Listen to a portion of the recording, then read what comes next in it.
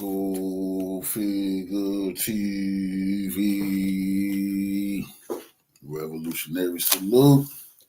Revolutionary salute. Like, share, subscribe.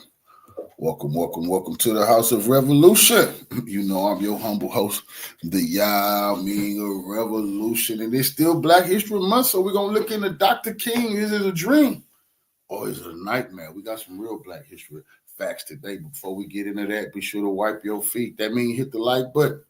Like, share, subscribe, support the platform, y'all. Salute, family. Revolution is a way of life, and revolution definitely is for breakfast, lunch, and dinner. I got some revolutionary breakfast for all y'all this morning. We got to get into Dr. King. Did the great doctor have a dream? Did he have a nightmare? What did it do for us? We got to look into that today, y'all. We're going to get right into that this morning. We got some historical Black history facts that I know y'all didn't know. We're going to get into that too. But let me get this set up for y'all. All right, let's get into it.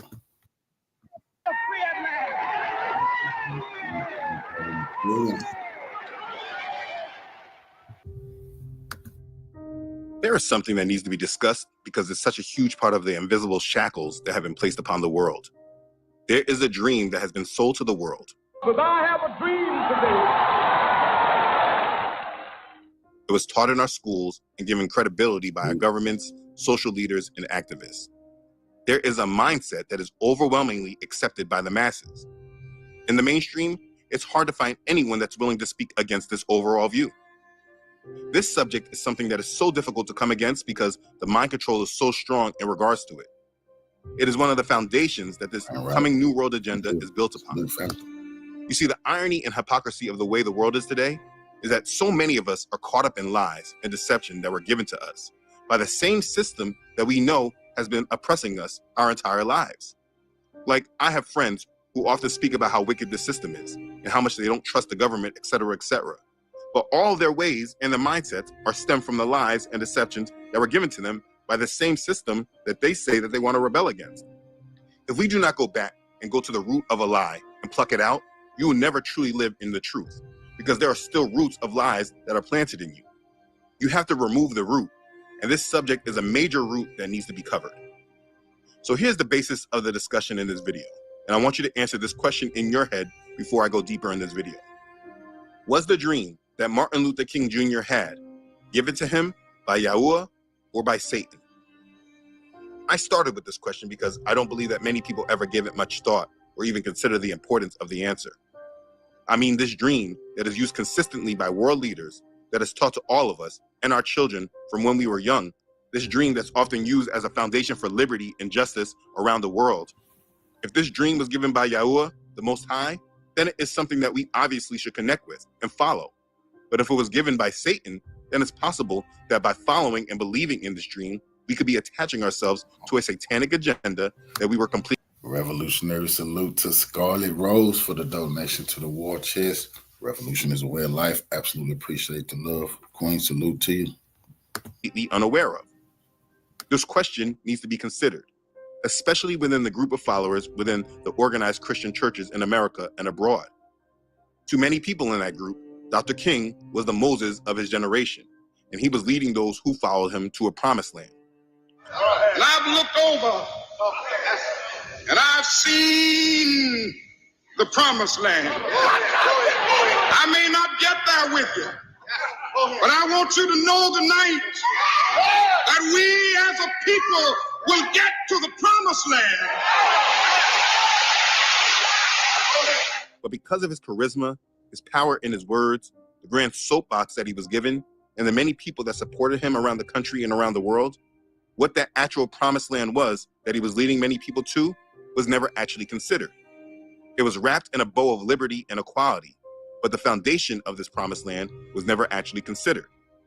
And now, it is over half a century since the end of his movement, and the world still is moving to the promised land. Leaders of all nations, races, and backgrounds often go back to Dr. King's dreams and reference that they are still working towards fulfilling it. We should judge people by the content of their character and not by the color of their skin. He said he didn't want people judged on the color of their skin, but on the content of their character. By the content of their character. And the content of their character. The content of their character, not the color of their skin. Don't judge us by the color of our skin. Today is Martin Luther King Day, and his honor, this will be a great honor. But in his honor, we will strive together to make his dream a reality. We will make his dream come true.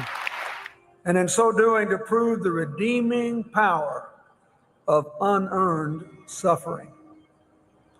And then he dreamed of an America where all citizens would sit together at the table of brotherhood, where little white boys and girls and little black boys and girls would hold hands across the color line, where his own children would be judged not by the color of their skin, but by the content of their character. This march and that speech changed America.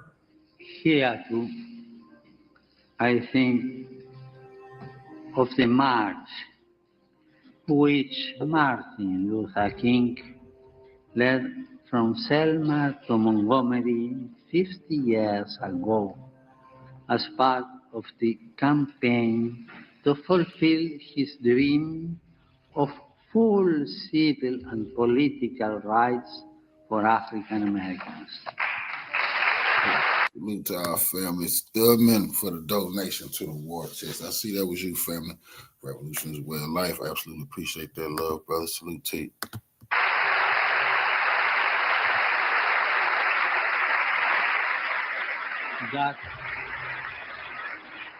That dream continues to inspire us all. And I am happy that America continues to be, for many, a land of dreams. They all use it, and it resonates with the masses who hear it. I pretty much guarantee that the coming Antichrist will also speak about bringing this dream to fulfillment and being inspired by Dr. King. Why does the world embrace this dream? It is time that we really examine what is underneath the hood of this dream. We need to really understand, was a dream that Martin Luther King Jr. had given to him by Yahuwah or by Satan? Let's begin. Okay, so I'm going to try to go at this in a methodical approach because I am aware that I'm coming at a subject most people are not ready to deal with. Like I alluded to in this introduction, we have been mentally conditioned to accept this man, his dream, and his promised land as acceptable. We have been conditioned to accept him as a hero. In the past parts of this series, I've explained that through these Black secret societies, we have been conditioned to look at our enemies as actually our heroes. This man, Michael King, who the world knows as Martin Luther King Jr., he is one of the prime examples of that. In reference to parts 3 and 4, Michael King was initiated as an Alpha, taking the oaths as an Alpha Phi Alpha. In reference to part 2, Michael King was a member of Sigma Pi Phi. He was a Boule member. In reference to part 1, though he was never made a Mason yet, his family had strong Masonic ties. King's father, Martin Luther King Sr., was a Freemason, and so was his grandfather, Reverend A.D. Williams. Many of King's closest associates, Andy Young, Julian Bond, Hosea Williams, and John Lewis, were all Prince Hall Freemasons. According to Christopher Hodap, the author of Freemasons for Dummies, X.L. Neal, the Grand Master of the MWP-HGLG, which actually stands for the Most Worshipful Prince Hall Grand Lodge of Georgia, according to Neal, he had planned to initiate Martin Luther King into Prince Hall Freemasonry when he returned from Memphis in April 1968.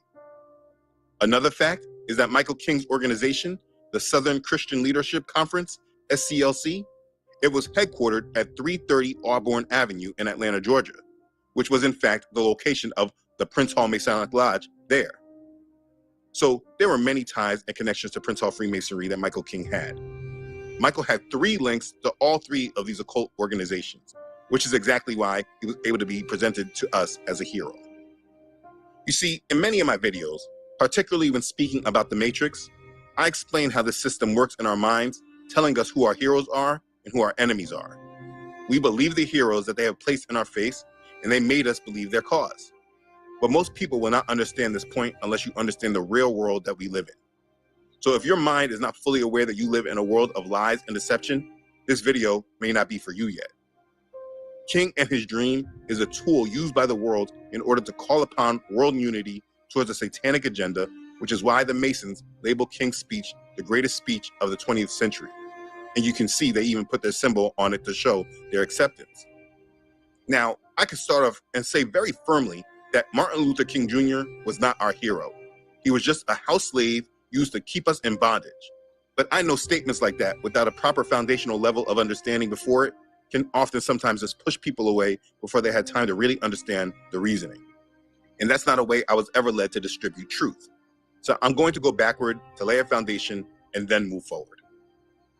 In order to understand this topic in full, you need to understand the times that this mindset was built in.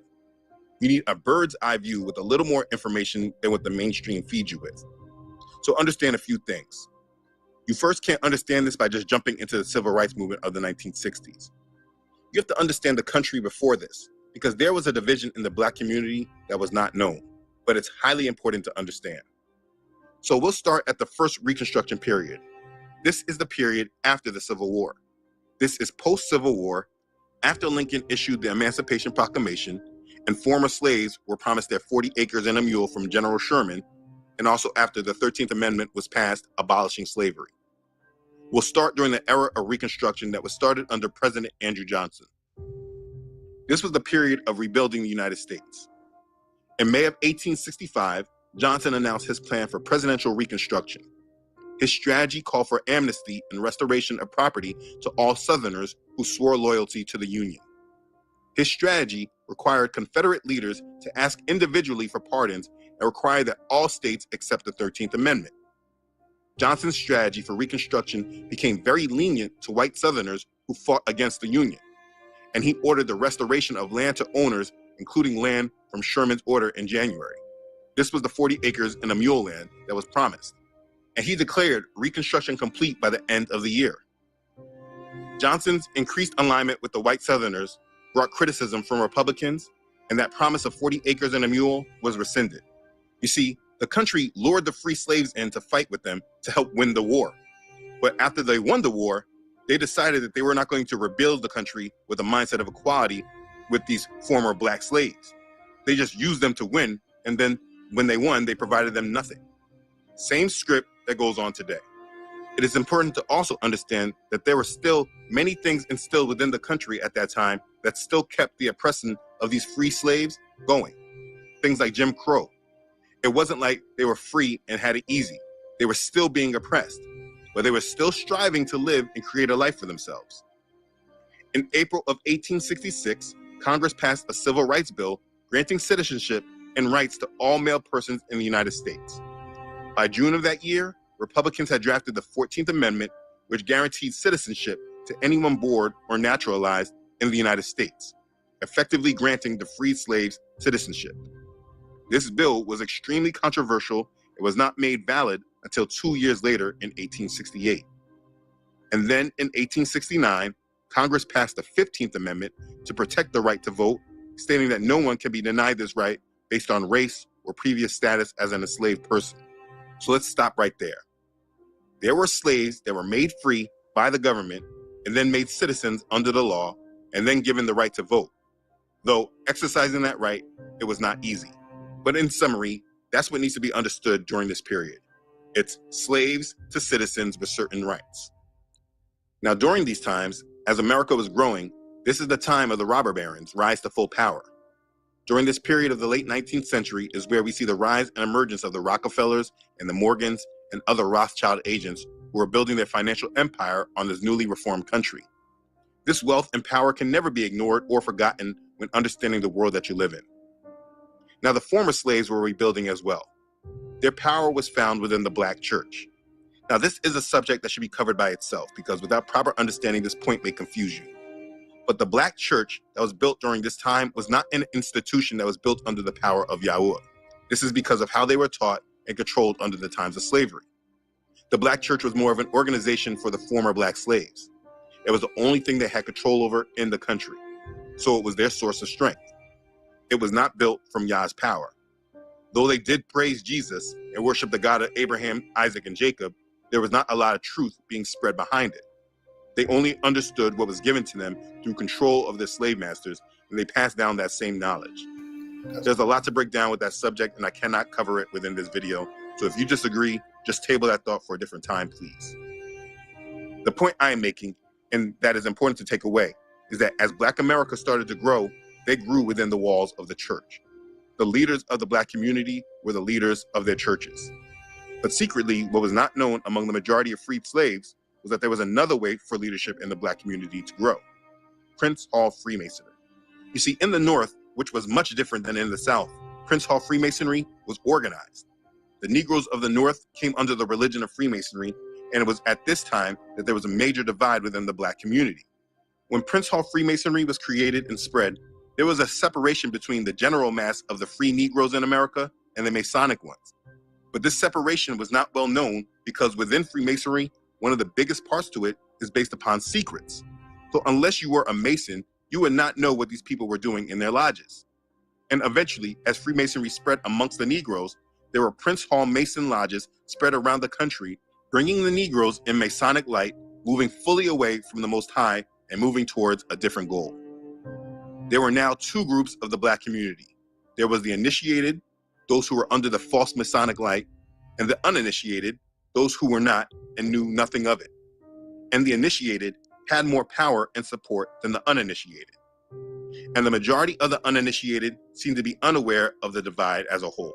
And also think about it. If they even saw them gathering, they would have just thought it was a club. They did not have the internet back then and access to all the books containing the secrets. They were not in abundance. Nobody would know. So they would just see them doing these things and just think that they were on the rise. Now, a huge way this spread was these Prince Hall Masons started creating their own churches, and this is where we see the biggest group of Black churches in the country grow. The African Methodist Episcopal Church grew, and this church was created and led by Freemasons, giving Masonic control over to the church. And while this grew, the Boule was also being established, which was just another group of Negroes built within the walls of Freemasonry that were about creating even more division and distinction from themselves. They were the Black bourgeois class. As I explained in the video about the Boule, these were the house Negroes used by this country to control the Black community.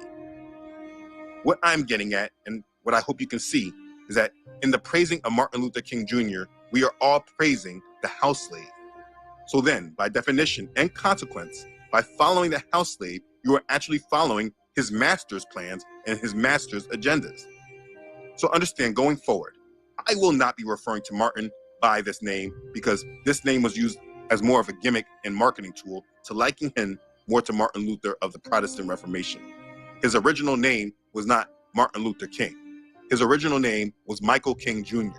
His daddy changed their names to bring about more effect. It is said to his dying day, many of his closest relatives still called Martin Mike. That was his name. This is a free country. You should respect his wishes and call the man Muhammad Ali. His mama named him Clay.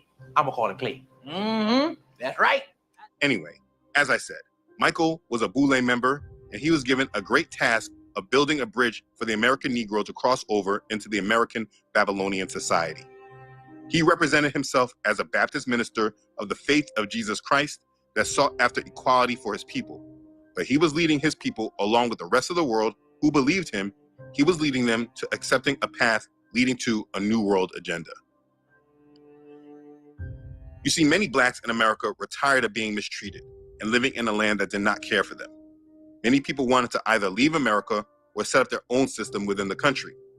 As I shared in part 2 when dealing with the Boule, one of the Boule's first roles in this country was to keep the professional Blacks away from Marcus Garvey. Marcus Garvey started the grass movement. His idea was to make America start a settlement in Liberia to control rubber crops and other natural resources. He started a Back to Africa movement, and W.E.B. Du Bois, a Boule member, was tasked with stealing the Black professionals from the influence of Garvey because it went against the ultimate agenda. They wanted the Negroes in this country to assimilate and find refuge within their government system and not turn away from its influence. So they turned up the pressure, severely oppressing the Black community, hosing them down, burning their houses and communities, beating and killing them.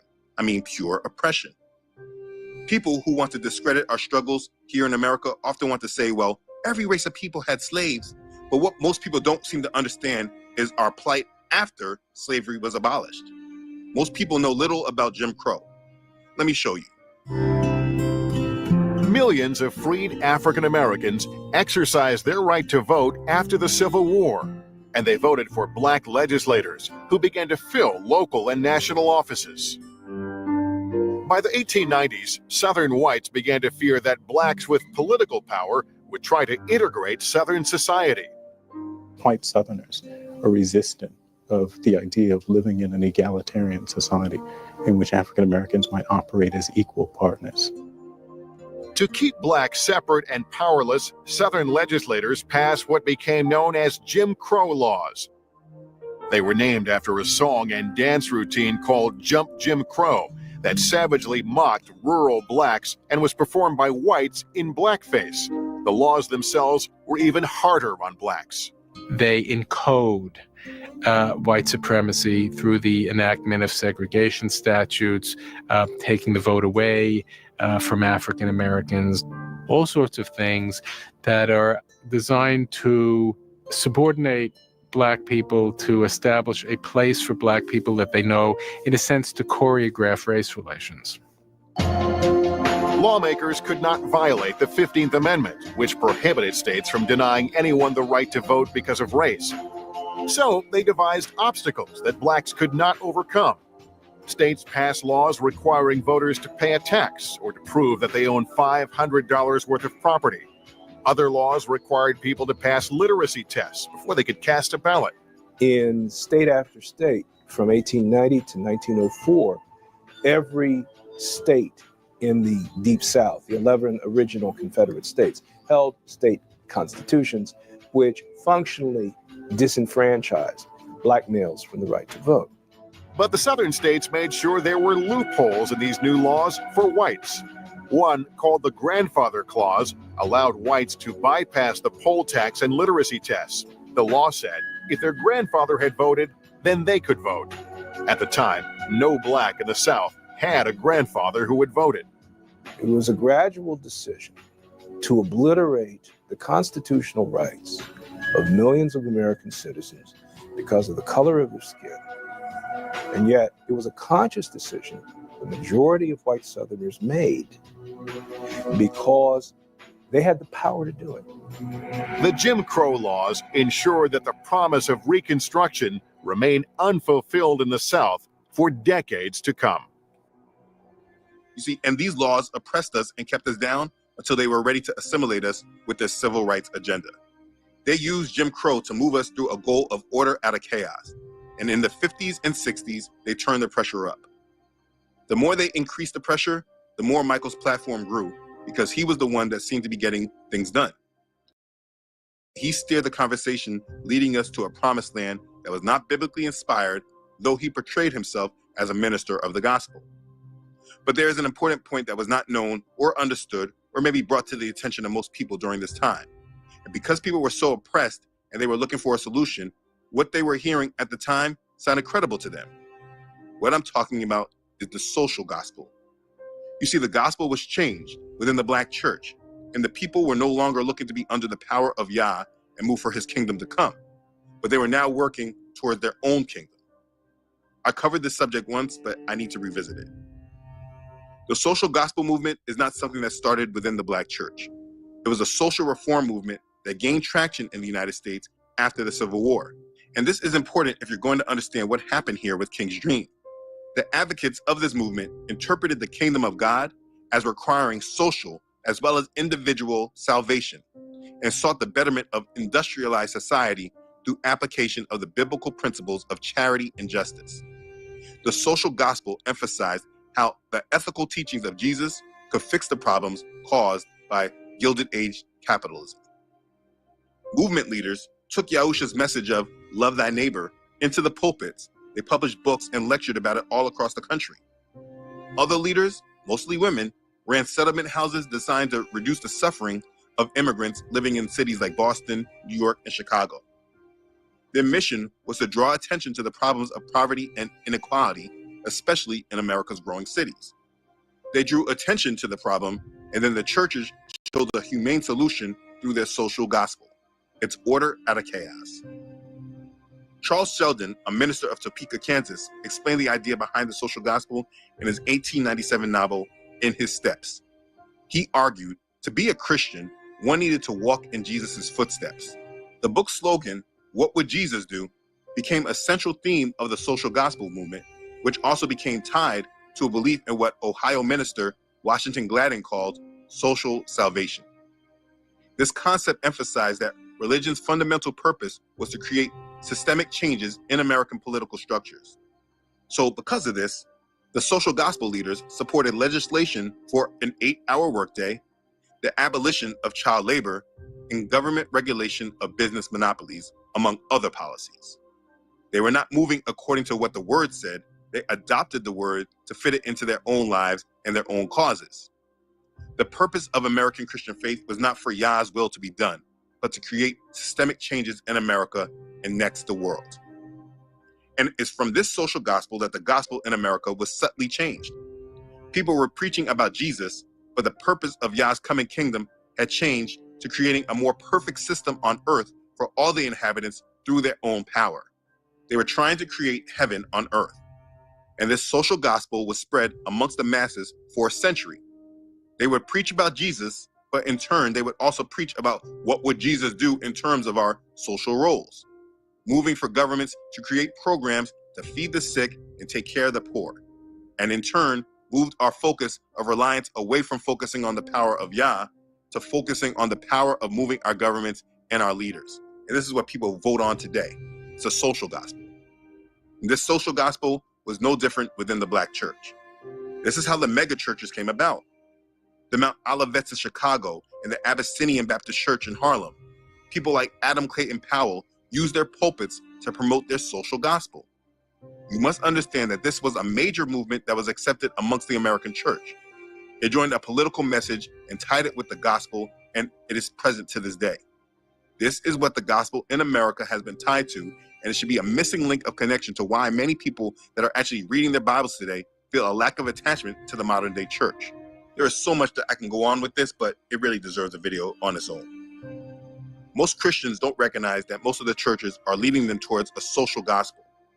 When they allow politicians and the discussion of politics within their church, it's because they are dedicated to a social gospel. And during this time, during Michael King, they were working towards a social gospel. It was already well programmed in the established white churches in the country.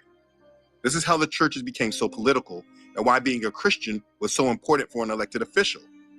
It's because they were tying in their belief in Jesus and what he said about taking care of the poor and disenfranchised, and they tied it into how the government should work. And then the Black churches, they latched on and accepted this social gospel because of how poorly they were being treated, and they looked for leaders to lead the charge in bringing the promised land in America. The Black church was not about the true gospel and Yah's kingdom coming. They were about their own kingdom, and this is the missing link in the churches today. They are not applying Yah's word in full. They are using pieces of scripture to show how to obtain the world for yourself individually and collectively as a whole. But going back, during those times, people were looking at a figure like Michael King as a sort of Moses, and he was bringing Black people into the promised land. But this land that he was referring to had nothing to do with Yah's word, but based on reinterpretations supporting their social gospel. An important messenger of this social gospel was Howard Thurman. He wrote a book called Jesus and the Disinherited. If you want to understand the social gospel, you should read that book. It really is a hard book to read because of the obvious misinterpretations of biblical doctrine, but it can provide clarity about the social gospel. This book, Jesus and the Disinherited, was an important and influential book whose message helped shape the civil rights movement. It was said many times by many people that Michael King often traveled with this book for Mr. Thurman. People like Martin Luther King Jr., who reads the book, we know shortly after it was published. Martin Luther King Jr. always traveled with Jesus and the Disinherited. I mean, he'd clean underwear, shirt, and he'd have Howard Thurman in his briefcase. And he read Howard Thurman for inspiration. It is this book that had a profound impact on Michael's beliefs.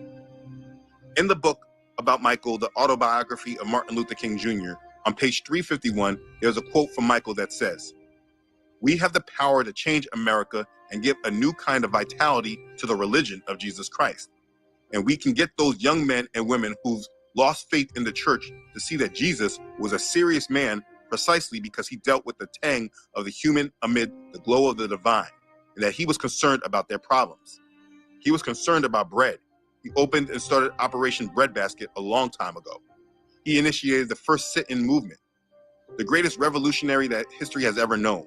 And when people tell us when we stand up that we got our inspiration from this or that, go back and let them know where we got our inspiration." I read Das Kapital and the Communist Manifesto years ago when I was a student in college.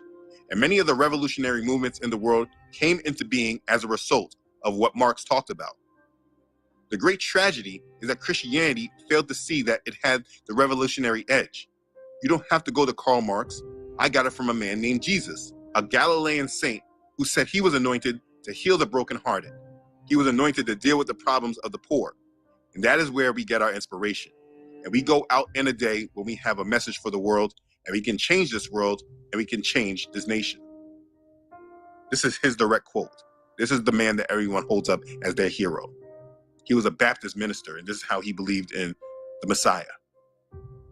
What I'm trying to display is that this message from Michael was not inspired by Yah, but just interpretations of certain aspects of Messiah and tailored to an overall message of a promised land of equality and justice for all. And when he spread this message amongst an abused, oppressed generation that was looking for help, they really believed that this was about Yah because of the name of Jesus was brought in. But this promised land he was bringing them to was not the one promised by Yahuwah, but it's the promised land of this coming new world agenda. The desire for equality, no matter who you are, what you believe, and who you love. That's their promise. The promised land that King helped deliver was in that landmark civil rights and labor law passed in 1964. It outlawed discrimination based on race, color, religion, sex, national origin, and later, it included sexual orientation and gender identity. This is why his speeches and his content and movement have been used many times on issues away from racial justice. I remember during the years of Obama how people like Al Sharpton used Michael King's teaching to promote LGBT agendas. Stand up. Dr. King made history because he did. It is time for all of us across races, across religions, across beliefs, gender, and preferences to stand up like Dr. King. We have humanity at stake. I remember right before the Ukraine war, Zelensky, he gave a speech to Congress and he invoked Martin Luther King. They do not defend our people. I have a dream. These words are known to each of you. Today I can say, I have a need. I need to protect our sky. I need your decision, your help, which means exactly the same you feel when you hear the words, I have a dream. Even Donald Trump invoked King in his inauguration speech. Michael's dream of equality and justice had nothing to do with biblical teachings and biblical truth, but they had everything to do with the acceptance and equality of all, regardless of race, sexual orientation, and most of all, religion. It is a general acceptance because the promotion is that we are all God's children, so we should all accept each other. And because this message was so effectively delivered, and most people don't have a strong biblical understanding, when you hear something that goes against this message, they want to label it as hate. It has actually created the label that the truth of Yah's word is actually hate speech. And Michael King's unmatched promotion of the social gospel was a huge piece in driving the world towards change. Because instead of having to re-articulate the message, they can just invoke his spirit of change. All this is important to identify because of the mental conditioning surrounding it. It's highly guarded and it's used consistently. When people are promoting the gospel, you must be very mindful of their words because there are adjustments and twists that are used in order to push an agenda under the covering of false religious values you think you believe in. This is used very often. Thank you, dear Lord, because we're reminded of what you said on the cross, that it is finished. Injustice is finished. Jogging while black is finished. Racially profiled is finished. Mandatory minimums is finished. Most people around the world are tied into a social gospel, which has allowed politics to be played out in their pulpits. People are trying to form their own worlds instead of yielding to Yahuwah and allowing his will to be done. You will notice that the social gospel and all the rhetoric surrounding it doesn't even give a yielding to Bible prophecy because it has nothing to do with it. That's why we don't hear much about the end times Bible prophecy in the churches, because they are all about setting up their own kingdom on earth through their own power. Michael King was used to introduce a new path to equality that ties the whole world together. He will always be invoked because his premise was a major program for the world to fall under. But he was absolutely a controlled agent. This is why you see him in pictures with the Rothschilds and the Rockefellers. This is why they gave him a Nobel Peace Prize. This is why you see a whole monument of him in the District of Columbia. And it's why all these satanic world leaders invoke his spirit when speaking on agendas that are coming forward in this world, leading towards a new world agenda. They choose Martin Luther King not because he had a nonviolent approach, but because he was able to lead a flock effectively into an ultimate trap that will leave people under a mental oppression for many generations to come. I mean, we're still under it to this day. And people from all around the world, whether white, black, Asian, Hispanic, etc., they could all resonate and accept his message because though it mentioned Jesus, it was never really about him. And his message is a foundation that they have laid and just added to it. As he ended his speech with Jew and Gentile, Protestant and Catholic, that was acceptable language in the 1960s. But as the tolerance and acceptance of more has grown, they have included other faiths like Islam in. They have included gender equality and sexual orientation in as well. This was all a part of his dream. We are the dream keepers, which is why we come today black and white and all races and religions and sexual orientations to say this dream is still alive. You might have killed the dreamer, but you can't kill the dream because truth crushed her. The dream was the foundation on which they have built upon, and that's why they celebrate him. Understand, this was not about a biblical promise. These aren't biblical promises that he was talking about. This is about promises that come based upon their social gospel. It has nothing to do with Yah and his word.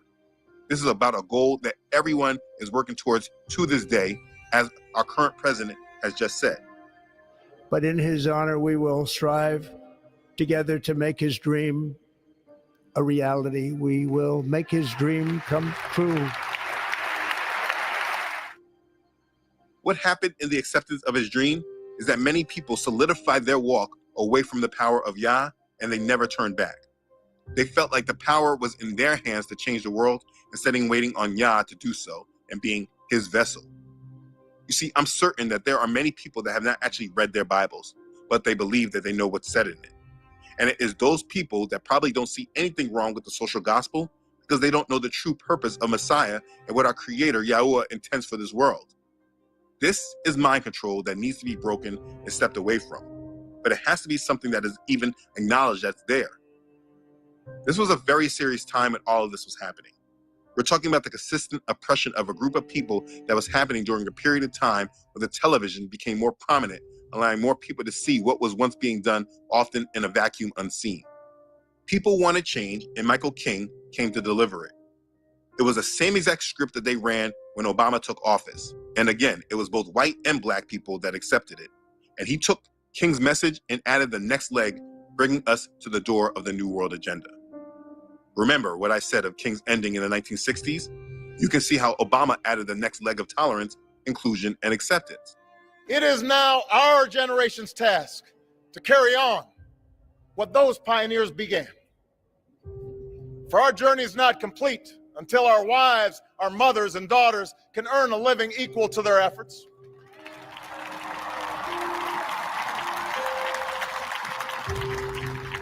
Our journey is not complete until our gay brothers and sisters are treated like anyone else under the law.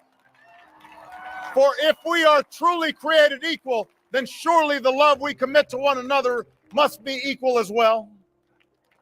That's why Obama was claimed to be working to fulfill King's dream. But he said it's not fully realized. And understand, that time will not come when it's fully realized until the world unites under one religion and one government. The Bible has been used as a weapon against humanity, all because people that believe in it don't read it, while they listen to people who also don't read it, but manipulate it to fit with their agendas. If you are attaching yourself to these agendas, you are not following the gospel found in the scriptures, but a manipulated agenda that leads to the Antichrist and a one-world religion. They want to pursue a utopia full of what they deem as love, but it comes at the price of canceling out the influence and the say of the Most High. And they use this dream of Michael King in order to sell it. They attach people to the social gospel while not allowing people to realize the difference between the good news of the scriptures and what they are advocating for. They are putting a religious spin on political goals and movements. The truth of the scriptures has nothing to do with their social gospel. This social gospel leads to communism, of which Michael King was a very well documented student of, though he never classified himself as a communist.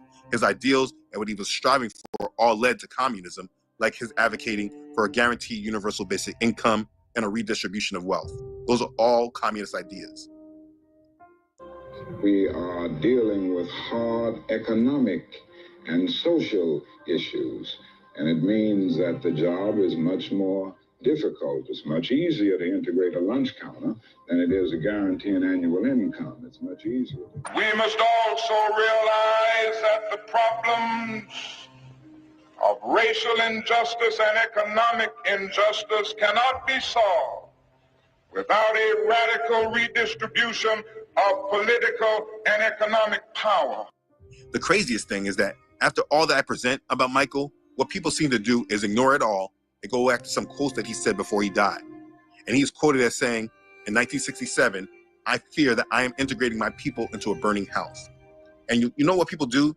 People take this one quote without any context, and they're willing to ignore everything else about this man, and they want to give him a pass for this.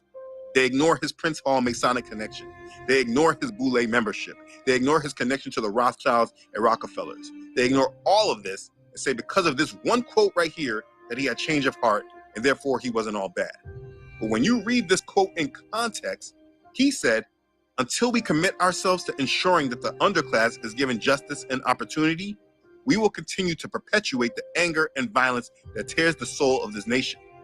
I fear I am integrating my people into a burning house." You see, context is needed in order to understand him, and people don't even try to apply it. They take one quote, one sentence, and make a whole mindset from it, when if you understood the context and what was going on when he made this quote, it would make more sense because of what was going on at this time when he said this. You see, there was a great deal of unrest and protest going on during this period of time because of the Vietnam War. Understand, he wasn't having regrets about tying us to this American Masonic country. His problem was that based on their decisions and fighting a war that they had no business with, he did not feel that the country would survive it. He was against the war, and this was one reason why people assumed he was murdered. But people use that one sentence of that whole quote, and they want to use it to defend him. This is called cognitive dissonance. Another thing people like to do is say, well, if he was doing their bidding, why did they kill him? Well, if you're actually looking at it, it's quite obvious. They locked him in. He was past his purpose. They did not need him to be a leader any longer. And what they needed him for, it was already locked in. So they locked him in, and he was better used as a martyr than a leader who could change on them and undo all that they used him for. I mean, sometimes I don't get what people think. People seem to feel like these people are good and loyal to their own. They are not. They had no use for him any longer, and his memory and martyrdom was stronger than him being a current leader today. They didn't need him any longer because all they did was... That's not true that they don't have any need for him any longer. King was a ritualistic Freemason killing. Now I see that. Now they all invoking his spirit and all that shit. They know what they're doing. And he was a ritualistic Freemason assassination, killing. You know what I'm saying? And he didn't think they were going to sacrifice his ass, but they did. Did was raise up all the men that surrounded him, and they made them leaders. People honestly don't recognize how wicked this system is and how much they have manipulated us. And instead of people calling it what it is, they feel the need to try to keep an image of him in order for them to maintain him in a certain light. Regardless of how much evidence is against him and how much they use him today to promote a satanic agenda that the world is aggressively moving towards. No matter what, they're still trying to find a reason to defend him. There is much that goes along with all this, but it may need to be readdressed, Yah willing, as he leads. What is abundantly clear, and I desire people to understand, is that people cannot put their spiritual relationships with the Most High in the hands of other people. This social gospel has been a real virus that has spread amongst the church, and now people are not able to properly apply the scriptures. They don't understand the spiritual battles that we face. They don't know how to put trust in the Most High instead of putting it into this fake political system. It's how people like Biden can go to churches and gain popularity and political strength. It's because he's supported by Freemason pastors that push a social gospel that is very different than what the scriptures say. We must stop attaching ourselves to the world and the false pastors and false doctrines. And it needs to be called out and identified. Ephesians chapter 5, verse 11 says, "And have no fellowship with the unfruitful works of darkness, but rather expose them. For it is shameful even to speak of those things which are done by them in secret. But all things that are exposed are made manifest by the light, for whatever makes manifest is light." Ephesians chapter 5, verse 11 through 13. They have been masquerading the truth and hiding their darkness, making it seem as light. And the truth is that every day you feel that the world is getting closer to their promised land means the further away the world is moving from the Most High, which is why it seems that the world is so far away from Yah today. This is what Yahuwah has said. "I have heard what the prophets have said who prophesy lies in my name, saying, 'I have dreamed, I have dreamed.' How long will this be in the heart of the prophets who prophesy lies? Indeed, they are prophets of the deceit of their own heart, who try to make my people forget my name by their dreams, which everyone tells his neighbor, as their fathers forgot my name for Baal. The prophet who has a dream, let him tell a dream. And he who has my word, let him speak my word faithfully. What is the shaft to the wheat, says Yahuwah? Is not my word like a fire, says Yahuwah, and like a hammer that breaks the rock in pieces? Therefore, behold, I am against the prophets, says Yahuwah, who steal my words, every one from his neighbor. Behold, I am against the prophets, says Yahuwah, who use their tongues and say, he says. Behold, I am against those who prophesy false dreams, says Yahuwah, and tell them, and cause my people to err by their lies and by their recklessness. Yet I did not send them or command them. Therefore, they shall not profit this people at all, says Yahuwah. These dreams that you're attached to from King, it will not profit you at all. Yahuwah is against it. He did not send Michael King. He did not send Martin Luther King Jr. Our Father Yahuwah is against King and his dream. And if you attach yourself to it and follow the leaders that are trying to fulfill it, it will lead you to the Antichrist and the mark of the beast. And there you will find that unity that brings the world together. But know this, our Father Yahuwah did not give him this dream, and it is completely against his will. You follow it at your own risk. When we see these pastors in churches demanding all this political actions, putting politics at the pulpit, please understand this is the social gospel, and it is a part of Michael King's dream that was not given to him. I said not given to him by the Most High. As the Apostle Peter gave it in 1 Peter chapter 1, verses 19 through 21, let me repeat it for you. And so we have the prophetic word confirmed, which you do well to heed, as a light that shines in a dark place, until the day dawns and the brilliance arises in your hearts. Knowing this first, that no prophecy of Scripture is of any private interpretation. For prophecy never came by the will of man, but holy men of Yahuwah spoke as they were moved by the Holy Spirit. You see, these men have twisted the gospel and the prophecies of Yahuwah, and they have their reckoning coming to them. Woe to them that has turned good to evil and evil to good, who has turned light to darkness and darkness to light. I feel for them, I really do. But it is at this time that you must seriously guard yourself and make sure you have not fallen for their lies and their deceptions. This particular lie, it runs very deep. Most of Christianity today falls within this social gospel, and it is a trap to place you under a false Babylonian system that desires to enslave your mind and keep your soul away from the Most High. It wants to keep you attached to their system until it receives its judgment and you are a part of it. None of what they're selling is biblical. It's just a repackaged, rebranded Messiah, but we serve Yahusha, the Messiah. And whatever Jesus of the world that they're selling, you must not believe it. You must line it all up with Scripture and really listen with the intent to understand. Don't just nod your head and say, yes, Pastor. You must understand the will of Yahuwah for yourself. In this way, you will not be deceived by these wolves. That's why reading the Bible on your own is so important. Reading the whole Bible, cover to cover, from the beginning. But these people, they bank on your ignorance and your dependence on them. Do not put your soul in their hands. Do not put your soul in my hands. Search the scriptures for yourself. Read them from the beginning. Like I said, there is so much more I could say, and I really just scratched the surface. But you must ask yourself more questions and then gain answers. Why would men that have stated a goal of creating a new world agenda attach themselves to a minister that should be against it? Unless, of course, he's not. Why is this social gospel so prevalent in the churches but they don't speak about end times Bible prophecy? Why are there so many Freemasons in these churches?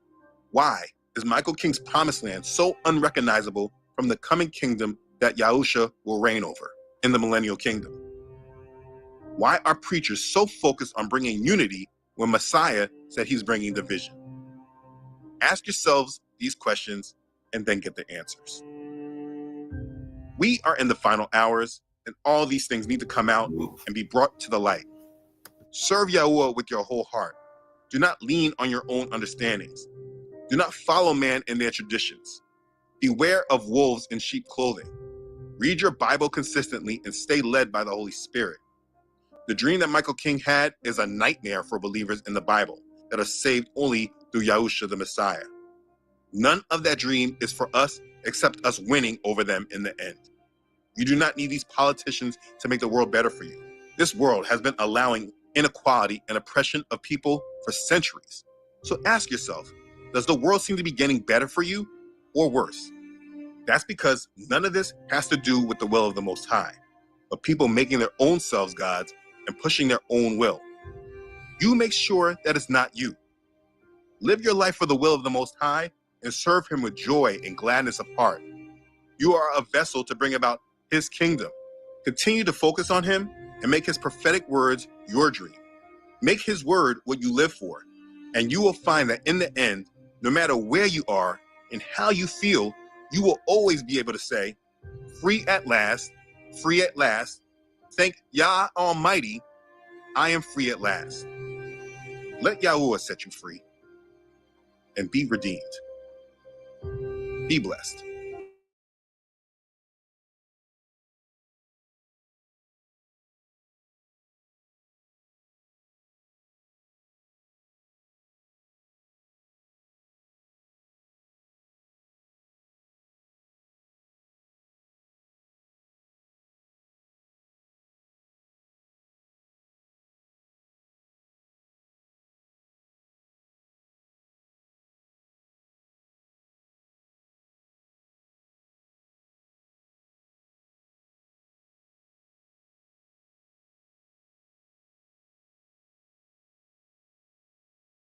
Their heritage and identity has completely changed in the modern day.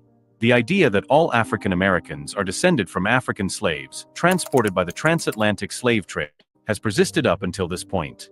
It was thought that their forefathers were slaves with no other identification, and that they were foreigners who had traveled from Africa. However, the history that has been obscured and forgotten today reveals that African Americans' ancestors were indigenous to the United States. What proof exists that African Americans are descended from America's Aborigines, in contrast to the vast majority of the country's white people, who are the real outsiders arriving from Europe? Let's learn more about this in this video. Numerous indigenous tribes with a diverse range of physical traits, languages, and cultural customs lived in the Black History era, long before European invaders. Tightly curled hair and broad facial features were characteristics of these tribes, which included the Yamasee, Shaka, and other Caribbean and South American populations. Their dark-skinned tribes were native to the Americas, but European colonists mistakenly believed they were of African ancestry because of their traits. The same presumption, however, later resulted in their inclusion in the African racial group, which was the cause of their complete removal from the record as American tribes of dark-skin ancestry. European explorers' views and historical documents provide insights into these tribes' existence. For example, The physical diversity of Native American populations was thoroughly covered by explorer James Adair in his 1775 book The History of the American Indians. Adair compared the darker skin tones of some tribes to those of the Moors in Africa. Similar findings were made by other explorers and settlers, but their reports were frequently skewed by racial bias and a fixation with classification. These dark-skinned Aborigine tribes were eventually labeled as black, erasing their distinctive origins, as the colonists sought to establish rigid racial hierarchy. However, as we learn more about these dark-skinned tribes, their existence calls into question the oversimplified racial divisions that European colonists forced upon the Americas. It was challenging for the colonists to classify these tribes because of their obsession with race and skin color. The racial order that placed Europeans above all other groups would be appended if they recognized these dark-skinned people as Native Americans. In order to erase their identities as indigenous peoples and contribute to the misconception that all dark-skinned people in America were of African ancestry, colonizers frequently mixed these tribes with African slaves. There were several reasons for this historical oblivion. European colonizers strengthened the idea of racial inferiority that supported slavery and the eviction of Native Americans from their homeland by classifying dark-skinned Native Americans as African slaves.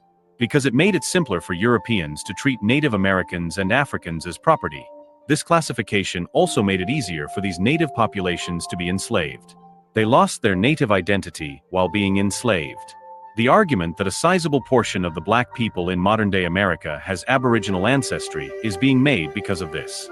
This is due to the fact that 5.5 million Native Americans were held as slaves in the Americas between 1492 and 1880, but this fact is not well known. The transatlantic slave trade, which took 12.5 million Africans to the Americas, coincided with this practice, and the two enslavement systems were closely related. Native Americans with dark skin were especially susceptible to slavery because of their physical similarity to Africans. Native Americans were enslaved and sold in the same marketplaces as Africans because European settlers frequently failed to distinguish between these two populations.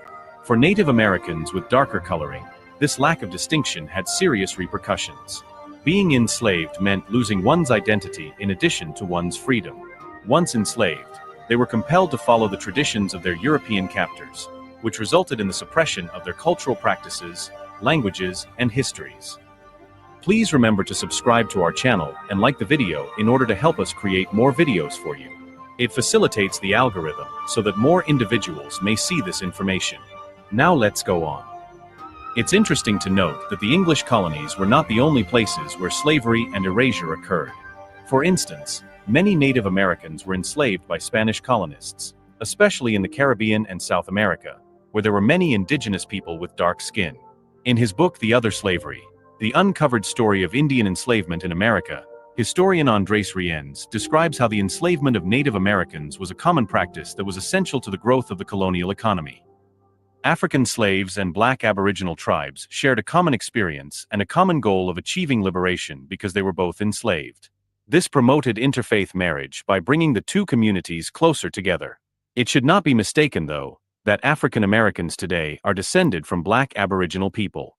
Technically, these kinds of marriages produced hybrid children with both Native American and African ancestry when black Aborigines married Africans. However, when the black Aborigines married each other, they continued to have dark-skinned, African-looking children. As a result, African Americans today have an equal probability of being Native American and African or Native American only. You should be aware that mixed-race people were not reclassified by accident. It was a component of the U.S. government's larger plan to take Native American resources and territory. The Dawes Act of 1887 was one of the most important laws in this area. By splitting common tribal lands into individual allotments, the Dawes Act, also called the General Allotment Act, sought to integrate Native Americans into European American civilization. Allotments of land were made to Native Americans who were listed on tribal rolls. Those who were not included in this procedure. However, it was frequently purposefully difficult for people of mixed African and Native American origin to claim their Native American background. The government may deny these people the land rights associated with tribal membership by labeling them African Americans instead of Native Americans. There were two reasons for this reclassification. It eliminated the indigenous identity of those of African heritage and decreased the number of individuals eligible for land allotments, hence increasing the quantity of land available for European settlement. Due to the fact that they were slaves and had dark skin, native tribes were denied their land. This made it easier for the American authorities to dismiss the original black tribes as Africans vying for land. The United States government was also able to seize a significant quantity of Native American territory thanks to the Dawes Act. Under the strategy, the government was able to sell surplus land that was not given to specific Native Americans, to European settlers. The government was able to deny land allocations to people of mixed African and Native American heritage by reclassifying them as African Americans, which made it easier to seize native territories. Native American communities suffered greatly as a result of this land expropriation process. Many were displaced and lost their ancestral lands. There were significant cultural repercussions as well from the classifications of mixed people. The government helped erase Native American heritage within the African American population by classifying them as African Americans. The indigenous heritage of African Americans with Native descent was eventually forgotten, as they were encouraged to identify only with their African roots. Even though a sizable portion of the African American population is probably derived from Native tribes, this erasure was so thorough that many African Americans today are ignorant of their Native American heritage. Black people's physical characteristics, cultural customs, and family history all reflect their background today. Some seem very different while being black, while others have a culture and appearance similar to Africans. This is due to the fact that they are direct descendants of black Aboriginal people, rather than having a mixed heritage. For instance, certain African Americans share physical traits with Native Americans, like straight hair, prominent cheekbones, and specific skin tones. Even though Native American heritage has been obliterated from history for many years, these characteristics serve as live reminders of it for many African Americans. During the transatlantic slave trade, African Americans were taught that their ancestors were exclusively African slaves who were transported to the Americas. This story leaves out the indigenous heritage that many African Americans share, even though it is not wholly untrue. The U.S. government and European settlers led to a skewed perception of African American identity by severing this relationship, which caused many to become estranged from their complete lineage. African Americans are currently involved in a growing effort to rediscover the lost history and reclaim their Native American heritage. What are your thoughts? Do the majority of African Americans now have Native American or African slave ancestry? Based on your family's true stories, what do you know about your ancestry? Post your ideas in the space provided for comments directly below.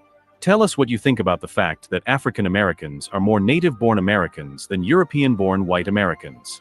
Do you want to see more videos from us? If so, kindly click the bell icon and When talking about influential Africans in European history, it's fair to wonder if we've forgotten about them or if they've been written out of history entirely. How difficult is it to reveal these facts? Efforts to eradicate any representations of black people as deities or in positions of authority were common goals of the iconoclast movement, according to historians.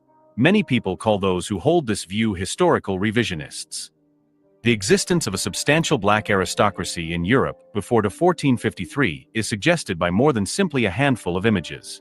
A large amount of evidence still exists, even though there have been constant attempts to hide and eradicate this African presence for centuries. In 1352, Jacob van Maerland painted a renowned scene depicting Charlemagne vanquishing a Moorish chief, but the chief was portrayed as a black African by the artist. A foundation built on the wisdom of the past sings the wisdom that will build our tomorrow. The truth is that historical revisionists are the ones who refuse to acknowledge the mountain of evidence showing that black people, as part of a second wave of civilizing influence, revitalized Europe and set the stage for its renaissance. Black Africans introduced literature, science, religion, and culture to Europe and the Levant after creating agriculture about 9500 BC and building the two most important civilizations of antiquity, Sumer and Kemet, also known as Ancient Egypt. These innovations were passed down to the Roman Empire, which used them until it fell in the 5th century AD. The Moors, an ethnic group originally from Africa, arrived to Europe in the 8th century just as the continent was plunging into the Dark Ages. They brought with them the technology and knowledge that had halted its progress up until that point. The ethnic composition of the Moors changed throughout the 800 years that they ruled Spain.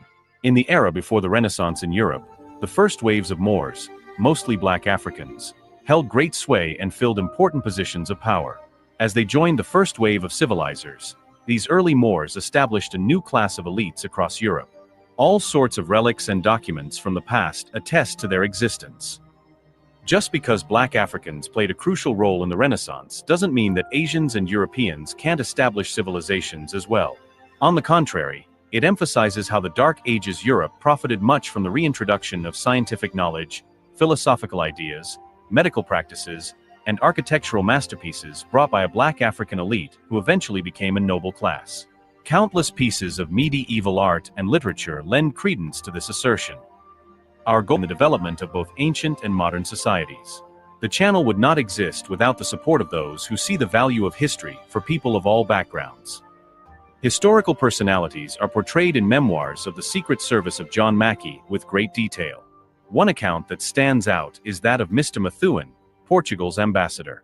He is characterized as a man of intrigue with a very muddy complexion, and in manners much like a Spaniard, a tall black man 50 years old. To this day, Mackey has never changed his description of the Moors, calling them tall men of black complexion. This portrayal is consistent with the Moors seen in medieval manuscripts, sculptures, and paintings. Artists and authors of the time often depicted the Moors with distinctive black looks, even though the Moorish population was comprised of Arabs as well as Black Africans. This was due to the great number of Black Africans among the Moors. The Almoravids, who were mainly Black Africans from what is now Mali and Mauritania, were one powerful group. Among their many innovations that they transported to Europe was the horseshoe arch. The following is an account of the Almoravids from the Historia Compostelana.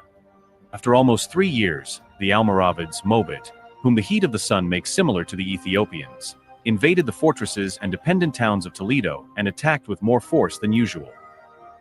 Adding to the description, before they ruled, they had worn their veil in the desert only against the heat and cold as the Arabs do, and were mostly of dark Asmar complexion. A shade as black as coal is described by the Arabic word Asmar. Identifiable black characteristics were used to portray leaders such as Abu Bakr ibn Umar. Europe was in a state of disarray in 711 AD when the Moors spearheaded their conquest of Spain. Europe was in shambles, with hunger, ignorance, illness, and anarchy ravaging the continent 3 centuries ago, when the Roman Empire collapsed. With the coming of the Moors came the fast advancement of European society and the unification of previously divided groups under the Church. Despite their negative reputation, the Moors introduced many innovations to the region, including the Arabic numeral system, geometry, mathematics, medicine, agriculture, building, music, navigation, papermaking, and waterworks. In the end, these things were crucial to the Renaissance that happened in Europe. These Africans frequently brought Arabic translations of classical Greek writings back to Europe, ensuring their survival. Africans began to make more and more appearances in European royal and nobility families as the ages passed. A lot of Europeans even saw their gods reflected in this black presence. Still, many people have a hard time seeing Africans as revered characters because of the iconoclast movement's persistent efforts in this regard. Iconoclasm has been around since at least the 8th century. However, it takes on a more muted form in modern times. Historians cherry-pick instances that support the slave narrative while ignoring the divine or nobility roles played by black people. The remarkable evolution of depictions of Queen Elizabeth I over time is a startling illustration of this historical erasure. Chronicles of Black's Channel delves into this viewpoint in depth, using primary sources and peer-reviewed research to highlight the frequently neglected African influence and presence throughout history. In his letter, Ambassador Giovanni Michel said, "She was born to Henry VIII and Anne, an Englishwoman of high family, after Queen Catherine's, the current Queen's, rejection. Your Serenity should know this because she is the sister of the present Queen. Despite being beheaded for adultery 2 years later, my Lady Elizabeth was born in September 1533, making her 23 years old today. Although her face is more attractive than handsome, this young woman is just as well regarded for her intellect as she is for her physical beauty. She has good-looking, though swarthy, skin, and is tall and toned." Swarthy means dark complexion or black in Old English, in case you were wondering. Despite this, Elizabeth is typically shown in pictures with pale complexion and fiery red hair. Pay attention to this because it will be crucial later on. Sir James Melvin gives the following description of Elizabeth in his work English and Scottish History, which is another version of her. "Her naturally curly hair was more reddish than yellow. She wanted to know if my hair was considered the best hue, if hers or my queen's was better, and which of the two was the fairest. Many of these women have naturally curly red hair, which is a common hairstyle for black women. The description of Elizabeth as having dark skin and red curly hair is therefore constant. In case you needed more proof that iconoclasm destroyed many depictions of black aristocracy, here is how Queen Elizabeth describes Sir Francis Walsingham in her book Queen Elizabeth by Alison Weir. Having received an education at Cambridge and Padua, Walsingham became a member of Parliament when he was nearly 40 years old. Cecil, who later became his patron, gave him a position at court and made him head of his secret operatives. Elizabeth dubbed Walsingham more due of his dark complexion and black attire. That Sir Francis Walsingham was swarthy of complexion, and the Queen's nickname for him, Moor, is plain to see in this passage. But if we look for pictures of him, we can see that he is everything but swarthy. Black Moors didn't just show up in England. They showed up all over Europe, even in unexpected spots. The monarch in Scotland during the 10th century was called Dub Mac Mael Coluim. Historical dictionaries suggest that Dub used to denote black in Scotland. His complexion has been lightened in subsequent portrayals, but it was previously shown as dark. By narrating the reign of Kenneth the Niger over 3 Scottish districts, the Mystery of Legends of Scotland verifies the existence of black Scots. According to author and archaeologist David Macritchie, the Moors remained in Scotland until the reign of the Saxon monarchs. Throughout the Middle Ages, black aristocracy was still present on the European peninsula. A medallion from 16th century Italy shows a European king with distinct African characteristics. The king's identity is unknown. The same holds true for the 12th century Italian philosopher Ibn Rushd, also known as Averroes. Among the many black Moors who held the throne were rulers of great empires, such as the Byzantine Empire.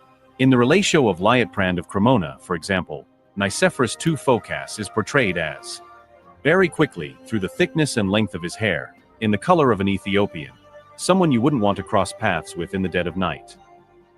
The way he is portrayed in contemporary art, however, differs greatly from this description.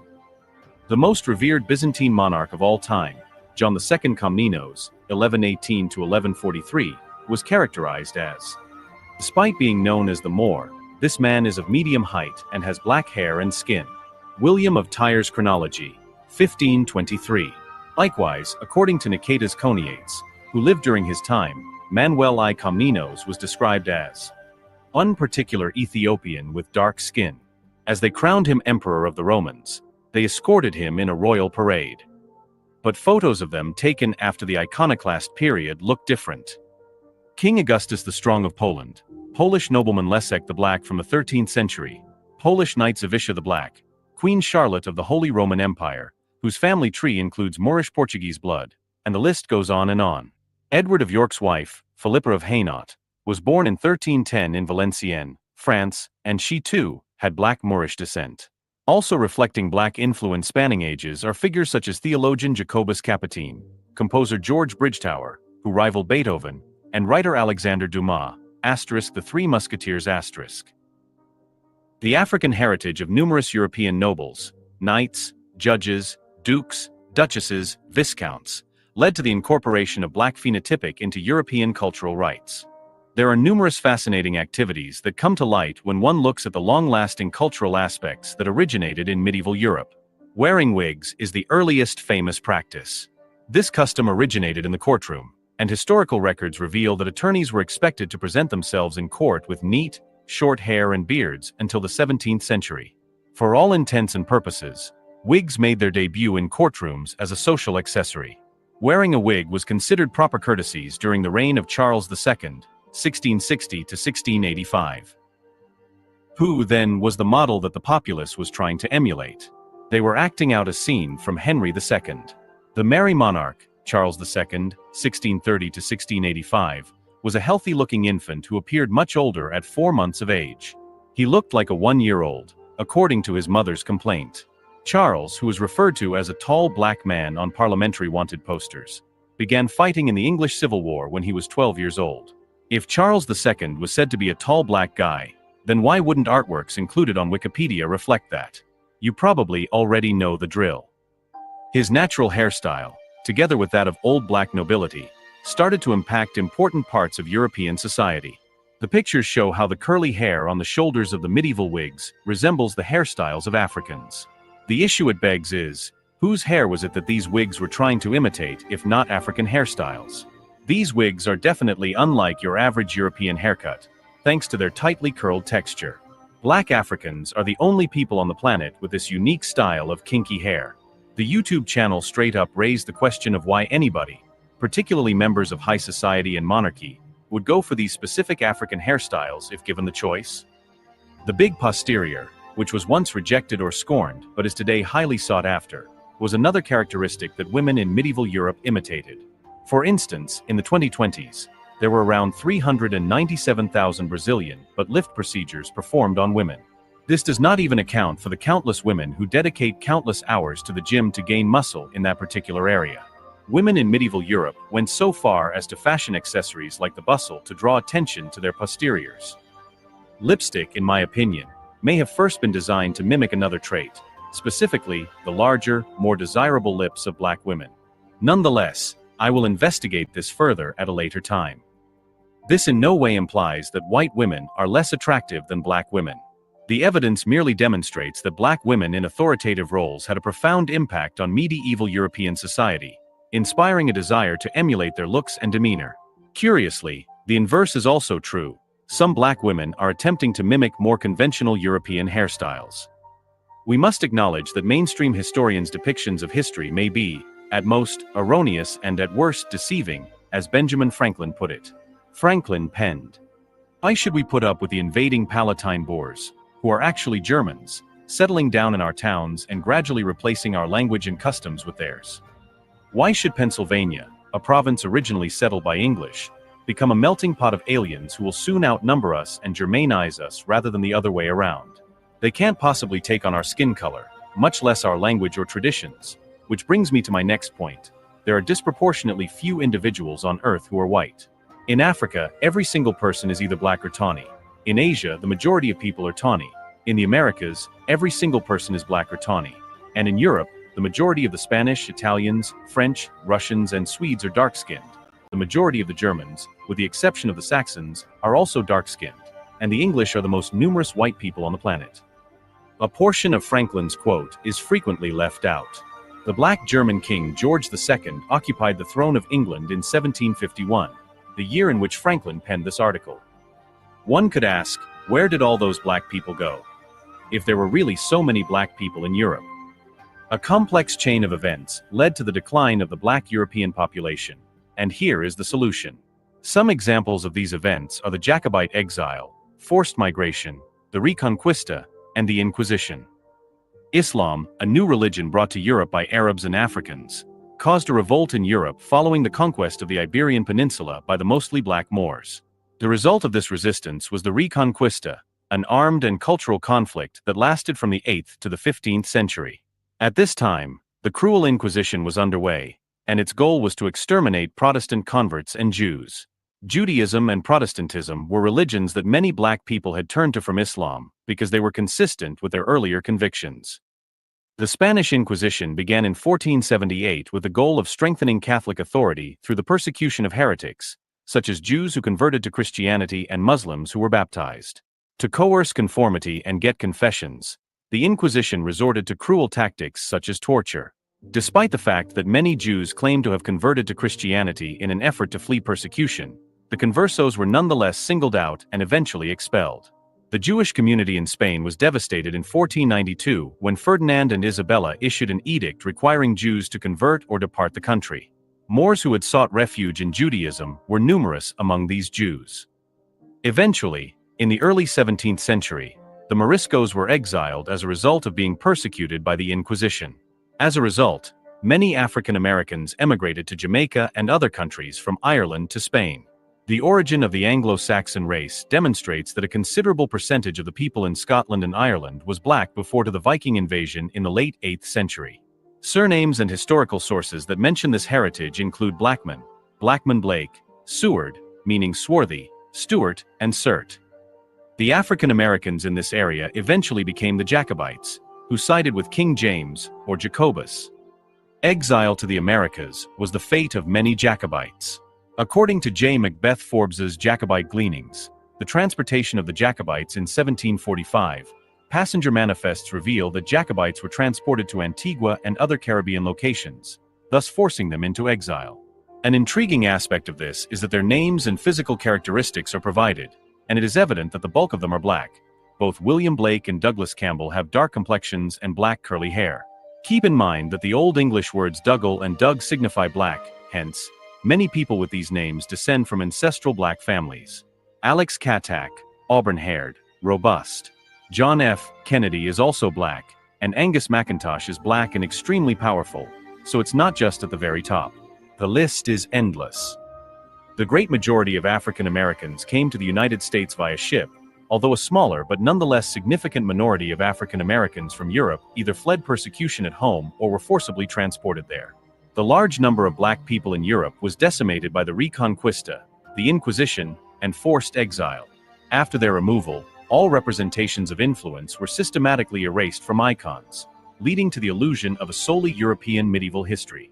As a result, people of Afro descent can no longer see themselves reflected in the nobility of bygone days.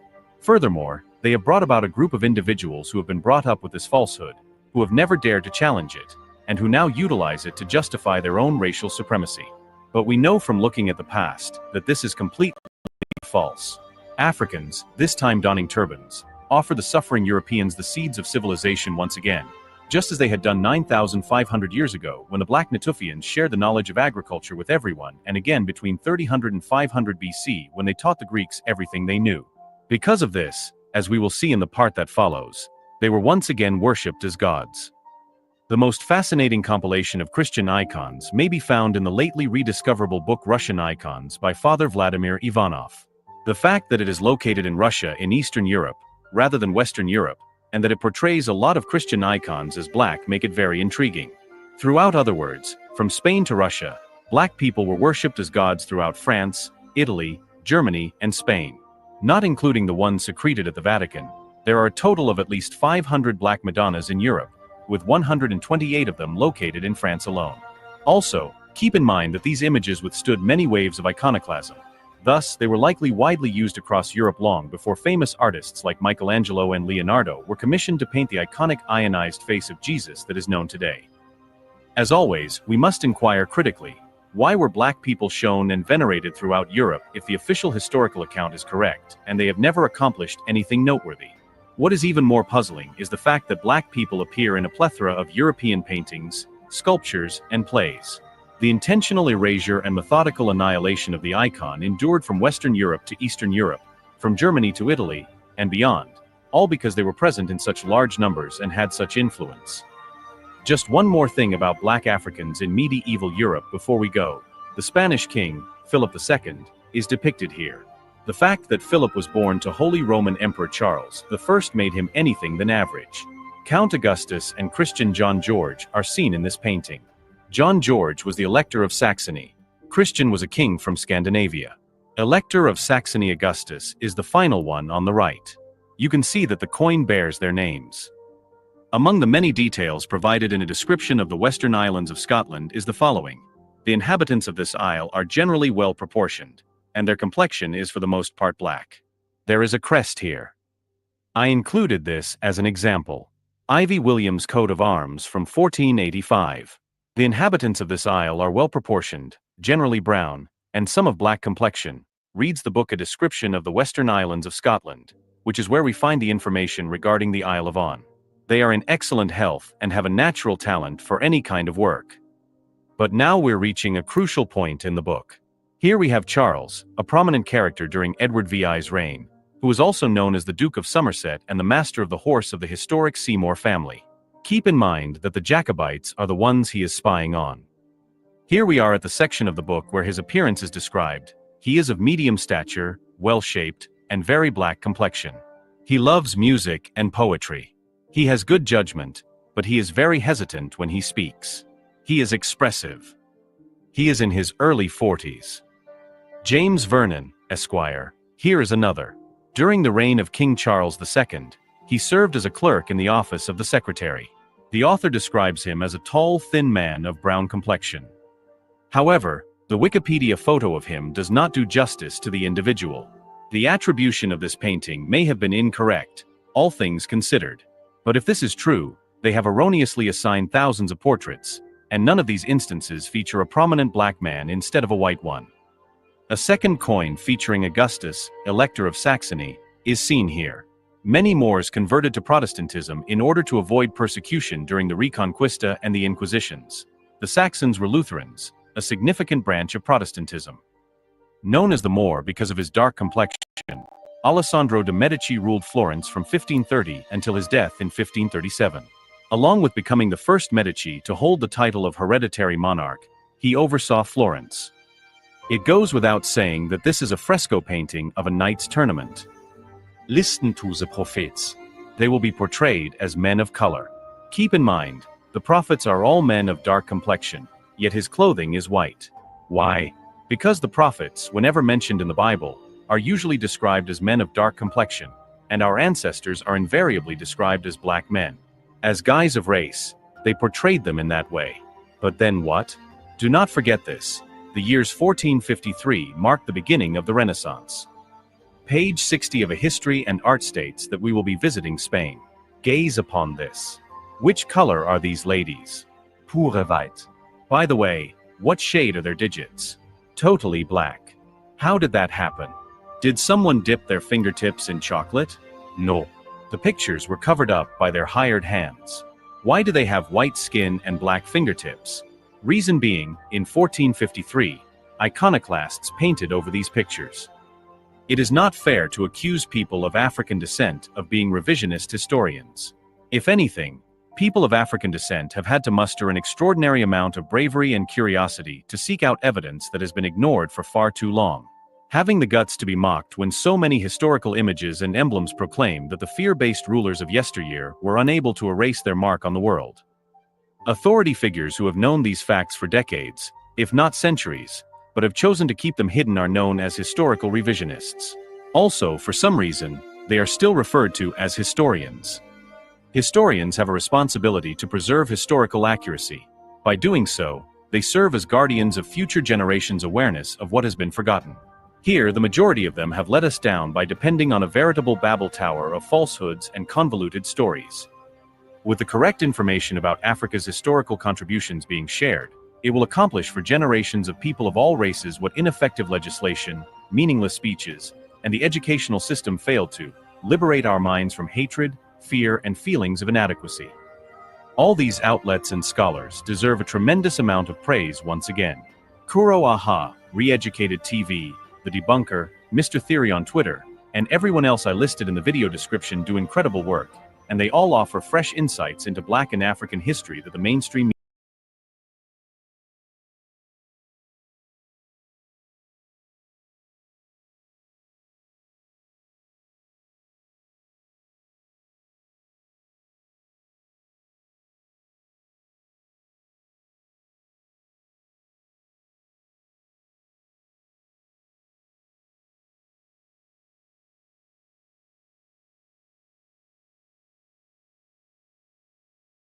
Word, Ramesses, and obey. Obey? Moses. How on earth is someone who has a father that looks like this, a mother that looks like this, genetic testing of his parents that show that they are clearly sub-Saharan African, pictures and statues of him that look like this, how is it then that they are reported to have a mummy that looks like this? Well, it is simply because the famous mummy of Ramesses II, whom they call Ramses the Great, the one on which the whole argument of a non-black ancient Egypt relies, the one that is brought forward over and over again by some untrustworthy European and Arab archaeologists, that mummy is simply fake. And we have the evidence to prove it, including genetics. Aside from the famous bust of Nefertiti, which we have already proven is a clear fake, see our previous video on this, this image of Ramses II would come in as one of the most famous images used in the context of ancient Egypt, the Nubio-Kemetic civilization. But you'll soon see that everything about this image is fraudulent, from the picture to the mummy itself. All of it, a massive fraud to try to insert an imposter into this black African lineage.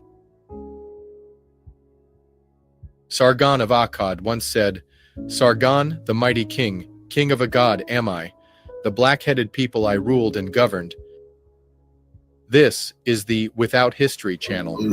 Every episode, we bring salient facts about African ancient civilizations and history, and detail how these civilizations contributed to our modern world. We dive deep into what research has to say about the often overlooked or misattributed contributions of these key eras in our collective history. Every contribution, no matter how small, helps us eradicate ignorance of our heritage.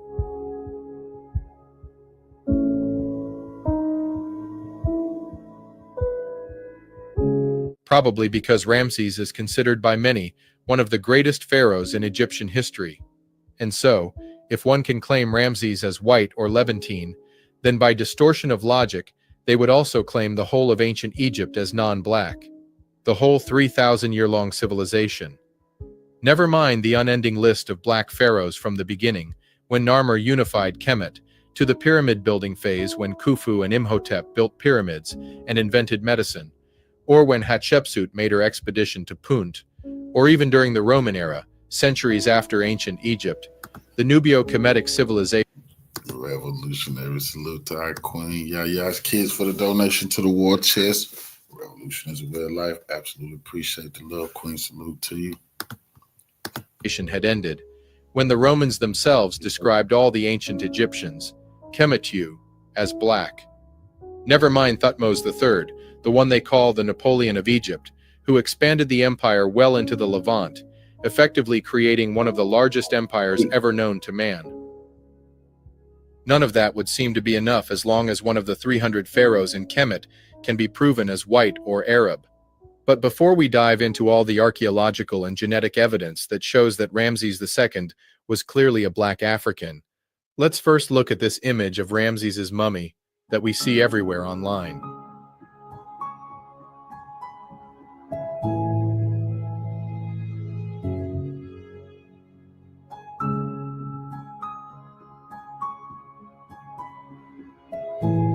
In an insightful article from fakehistory.com that I will link below, the author clearly outlines the evidence against the famous image of Ramses II's mummy.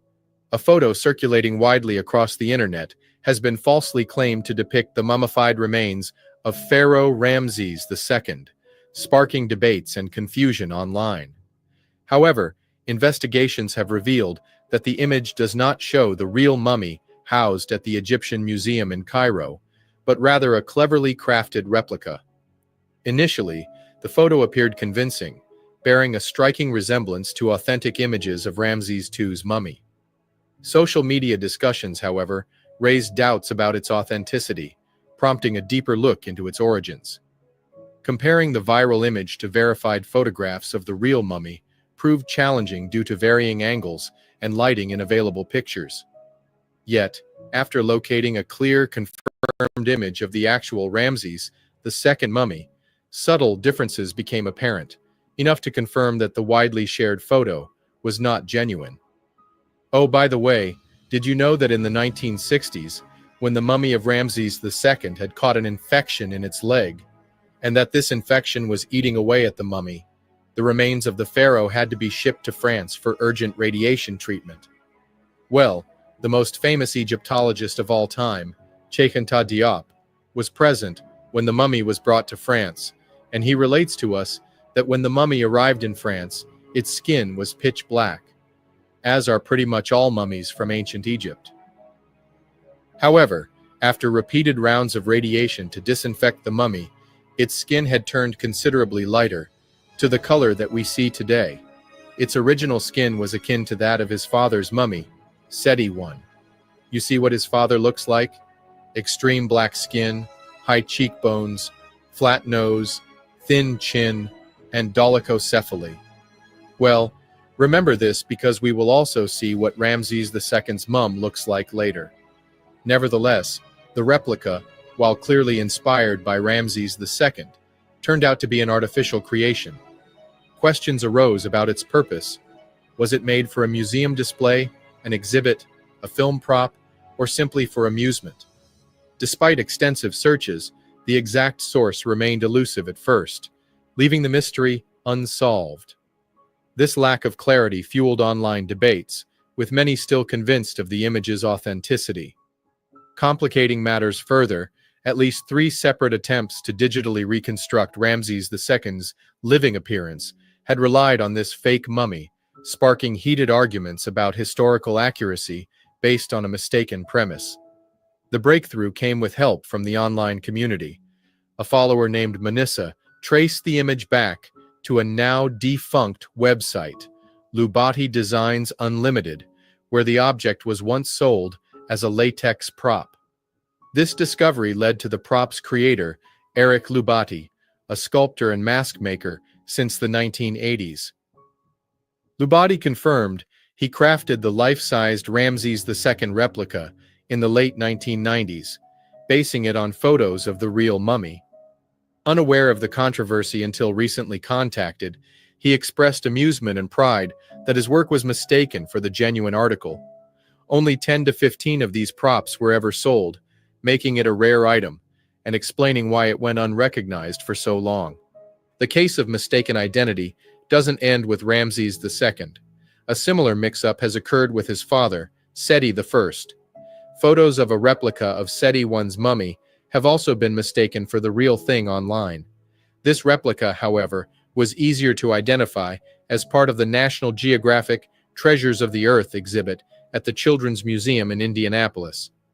Clearly labeled and not intended to deceive, the exhibit piece contrasts with the genuine Seti I mummy, whose authentic appearance differs noticeably.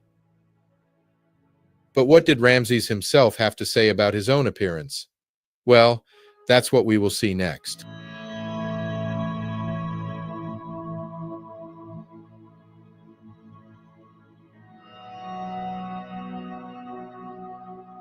There are 2 important murals that depict Pharaoh Ramesses II riding on a chariot defeating his enemies. And these murals are very telling, because if you do not know history, and you do not know the context, and you would be forgiven for accepting the arguments brought forth by deniers of Kemet. Their argument goes as follows. In this famous mural of Ramses trampling over the Nubians, dishonest archaeologists would like to proclaim that Ramses is Arab because he has a lighter skin tone than the Nubians who he's fighting. Well, the funny thing is, if you pay close attention, you will notice that the Nubians are depicted with 2 skin hues, one very dark and the other one dark brown. This is where you should note that Ramses himself is depicted as having a dark brown complexion, not light brown, not white tan, not Caucasian, and not white. Keep this in mind as we will come back to this in a few seconds when we look at the next mural. This color palette is completely in line with Black African skin hues, where, from the Igbos in Nigeria, and West Africans in general, we have light brown skin hues, to the Sudanese, Senegalese, and the Dinkas having generally dark brown to almost black skin color. But all the skin colors are very much so Black African, and Ramses clearly falls within those palettes. How is it possible that people bring the argument forward that he was an Arab and different from the Nubian, when he is depicted as having the same color as some of the Nubians that he's fighting? And if you think that this was done by mistake, well, then look at this one. Ramses also did another mural to celebrate his victory in the Battle of Kadesh. The Battle of Kadesh, sometimes called the First World War, featured one of the largest ever chariot battles. It was fought in 1275 BCE in present-day Syria between the Egyptians under Pharaoh Ramses II and the Hittites under King Muwatalli II, who were supported by 18 of their allied and vassal states. And what do we notice from this mural where Ramses is fighting the people in Syria? We notice that Ramses depicted himself as having a completely different skin color than those who live in Syria. So either Ramses is completely colorblind, and all the artists that he employed are themselves colorblind, or the more realistic option is that Pharaoh differentiated himself clearly from those who lived in Syria because their skin is drawn as white. Even though they are Arabs, the skin is drawn as white. So in summary, with these 2 murals, the king tells us that number 1, he is of the same phenotype as Africans as he is drawn on this mural. And number 2, he is the farthest away from the Arab, let alone the Caucasian white. And yet today, you have a lot of Arabs who are using this mural, this very mural, to forward an argument that Ramses the Great was an Arab at best, or a Caucasian at laughter. Do you now see the complete comedy of having a king who did not want to associate himself with anything that had white skin color, as having a mummy that is white and that looks nothing like the Nubian and African? It is literally an insult to the intelligence of Ramses himself and the intelligence of anyone who has the capacity to observe. But then again, in this game of fooling the masses, the media has been used to great effect to pretend that that which is, was not. And this is exactly what they did with these famous fakes.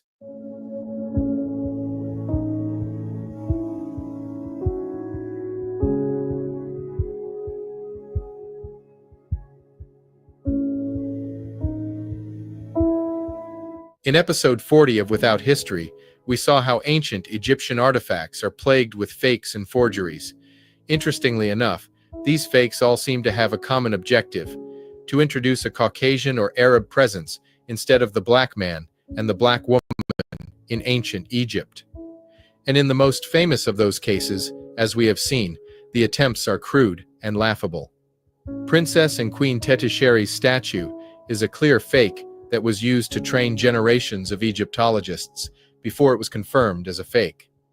These statues of Rahotep and Nofret are the strongest argument used by Arabs to say that ancient Egypt was a Levantine civilization.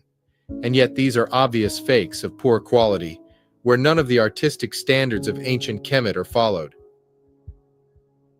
Queen Nefertiti herself, her bust being the face of ancient Egypt, has been proven to be a fake where its authors have admitted to the crime. I bring this up because many consider these statues and artwork as 100% authentic. They even use these as arguments to support a non-African ownership of ancient Egypt. And yet, when you look at other depictions of Nefertiti, you quickly realize that the bust is in opposition to what the royal artists portrayed of the queen. In the case of Ramses, the same applies. Throughout his whole life, Ramses had numerous depictions laid out throughout the empire, and they are all consistent. Very dark brown skin, as we have seen, is not uncommon in black African people and is in fact the skin type of black Africans, with facial features indistinguishable from those of black Africa. This makes sense because, as we will see next, both his parents carried the exact same phenotype as him. On his murals, you can see that he has the same phenotype as the Nubians. In one of the largest statues in ancient Egypt, one of those that have survived almost intact, Ramses's features are again consistent.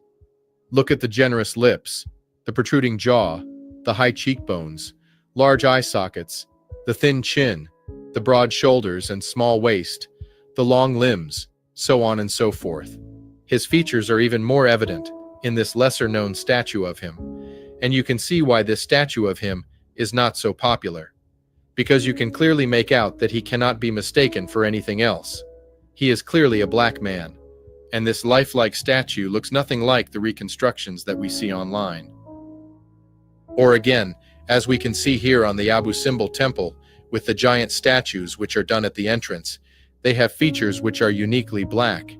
Even after its relocation and multiple rounds of restoration, which we know is a code word for defacement and transformation away from African features. So when we compare the statue of Ramses II with this reconstruction of Ramses II, one being done by an artist who was living during the time of the pharaoh and was commissioned by the pharaoh, and the other being done 3,500 years later by people who came to the region in 600 AD, you can clearly see the motives are to reappropriate the identity of this most successful of pharaohs to a group that happens to have only recently arrived in the northern part of the region. And you can now understand how the current mummy of Ramses is either a fraud or a misattribution, or an intentional defacement to make him appear white or Arab. But since they will not allow genetic testing of Ramses II, and since they did not want to allow Cheikh Anta Diop to test his melanin concentration, Even after the radiation treatment, we have no option but to turn to those who gave him birth. And here too you will see that the evidence is in line with his contemporary depictions.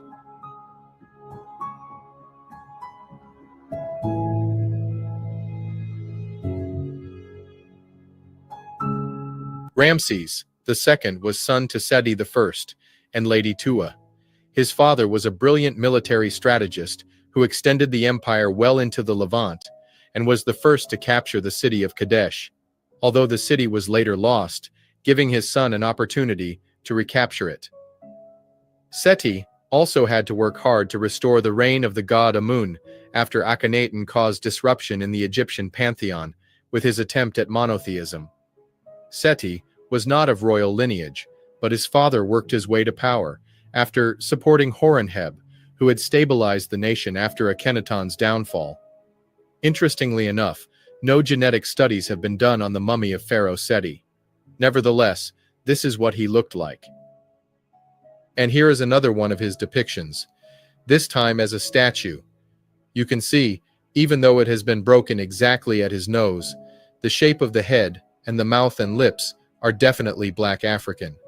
So Seti's mummy is black. His skin is drawn as that of black people. His phenotype is sculpted as black. Okay, so Ramses' father was definitely black. What of his mother then? Oh, by the way, leave a comment if you want me to do an episode on the military campaigns of Ramses and his father. Both of them, military geniuses in their own rights, and the important role that his mother, Queen Tuya, played in shaping that period of Kemet. Tuya, Ramses' mum, is equally as fascinating. Also not of noble birth, she comes from a powerful military family, just like her husband Seti I. One of my all-time favorite masks is that of Lady Tuya. These burial masks are usually of neutral expression. Hers is almost jovial. And I love that the artist preserved her braids as a crown, as convention dictated. But you must be thinking, hey, without history, it is hard to tell what ethnicity she is from that mask. And I agree. It so happens that we have the DNA tests from Lady Tuya.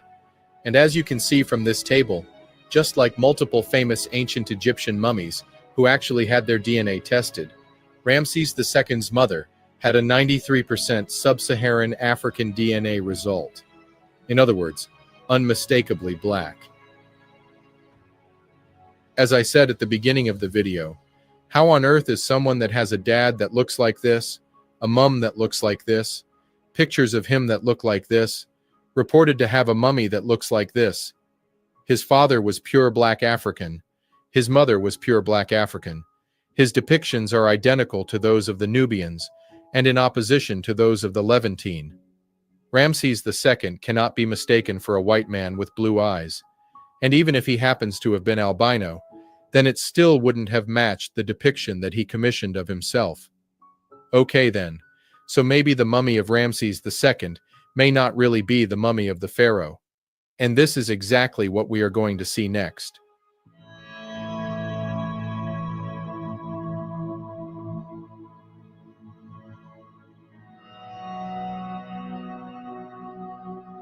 The mummy was labeled as Ramses II, based on hieratic inscriptions on its linen wrappings, and the coffin, which referenced his royal titles. However, these inscriptions were added during the mummy's reburial in the Cache, 21st dynasty, centuries after his death, 13th century BCE, raising questions about reliability. In addition, the mummy was not found in Ramses II's original tomb, KV7 in the Valley of the Kings, but in a secondary cache. No contemporary inscriptions or artifacts directly link the body to Ramses II.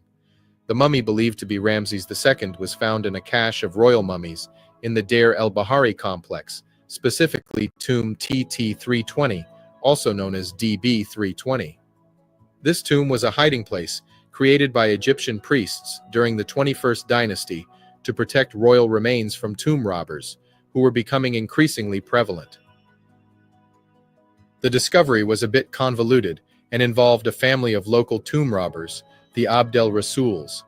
In the early 1870s, the Abd el-Rasul family secretly knew of the tomb's location and had been discreetly selling artifacts from it for years.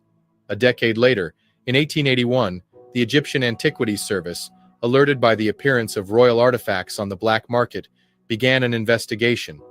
They eventually tracked the source to the Abd el-Rasul family.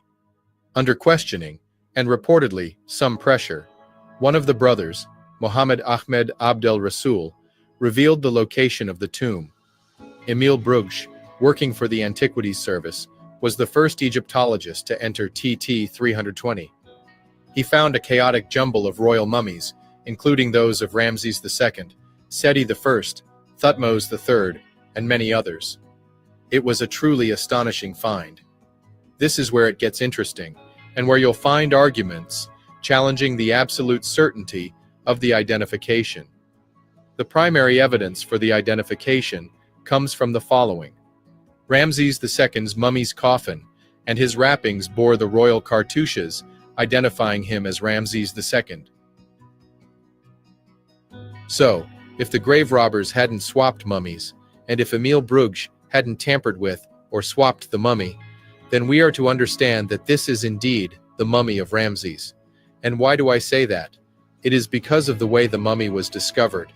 It involves parties that have been known not to be trusted and to have supported obviously fake Egyptian artifacts, namely the Egyptian Ministry of Antiquities.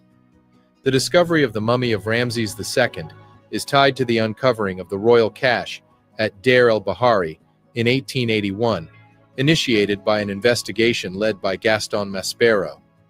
The cache, as we have mentioned, was initially discovered by locals, specifically the Abd el-Rasul family, who were identified as tomb robbers. Emil Brugsch was dispatched to the site to claim the mummies for the Egyptian Antiquities Service. He supervised their removal within 48 hours, a process that did not include recording the tomb's plan, which has been a point of contention. This extreme haste at which the cache containing multiple high-profile mummies was removed is absolutely unprofessional and indicative of foul play. Just to put this into context, the excavation of the tomb of King Tut took nearly a decade, and that's for one royal mummy. And in this cache, we had approximately 50 royal mummies. They completed this work quickly enough so that other Egyptologists of trusted acumen could not look into what they had done. I understand that there was an urgency to move the mummies from the cache, but that process was absolutely mishandled and heavily criticized by contemporary Egyptologists. In fact, Gaston Maspero, Brugsch's superior and the head of the Egyptian Antiquities Service in 1881, was on leave during the cache's clearance. Upon returning, he supervised the unwrapping of the mummies in 1886, suggesting a need to rectify or thoroughly document what Brugsch had hastily removed. In 2015, Dylan Bickerstaff, a modern Egyptologist, thought that Brugsch's decision to empty the royal cache in 48 hours without sketching the tomb or noting the positions of coffins had left Egyptology with more questions than answers about this invaluable find. Beyond this fiasco of the discovery and securing of the alleged mummy of Ramses II, there is another important event that could have potentially affected the identity of the mummy. The 21st dynasty priests rewrapped many of the mummies and sometimes placed them in different coffins. This raises the slim possibility of misidentification during the reburial process. However, the priests were generally very careful about maintaining the identities of the pharaohs, as they were still considered divine figures. It's unlikely they'd make a careless mistake with a pharaoh as prominent as Ramses II. While we know the priests moved the mummies, there aren't detailed surviving records specifically describing the transfer of Ramses II's body to TT-320. This is a gap in the evidence, but not unexpected given the clandestine nature of the operation. Some have posited that the mummy could be a later, less important individual placed in Ramses II's coffin. There is also a more logical explanation. Because tomb robbers had raided the tomb of Ramses II, they probably interfered with the decomposition process of the true mummy, or worse yet, they stole the mummy of the king, which would have been adorned with jewelry, and believed to have carried the favors of the gods. In order to preserve the dignity of the crown, the pharaoh, who would have discovered the tomb empty, would have sacrificed one of the Syrian captives and replaced the body of the king.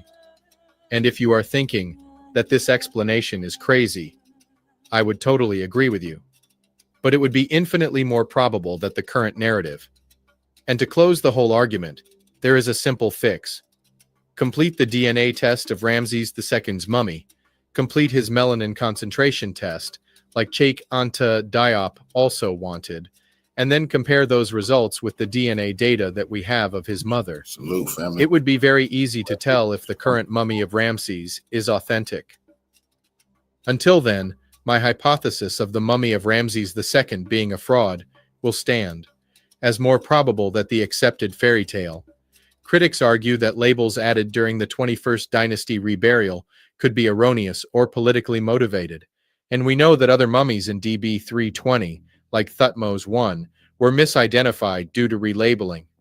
The mummy of Thutmose I was later shown to belong to a younger man, suggesting misattribution.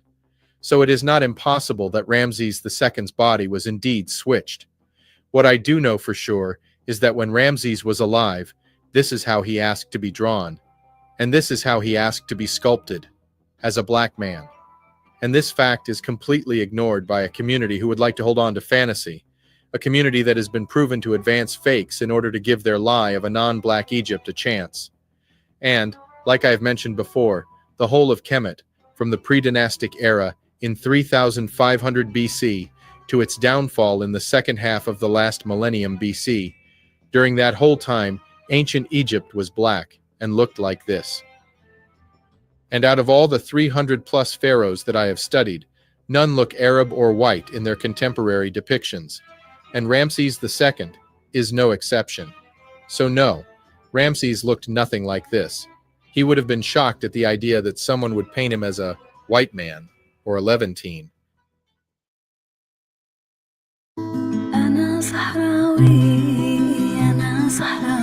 Don't forget to add this video to your favorites so you can reference it later in discussions with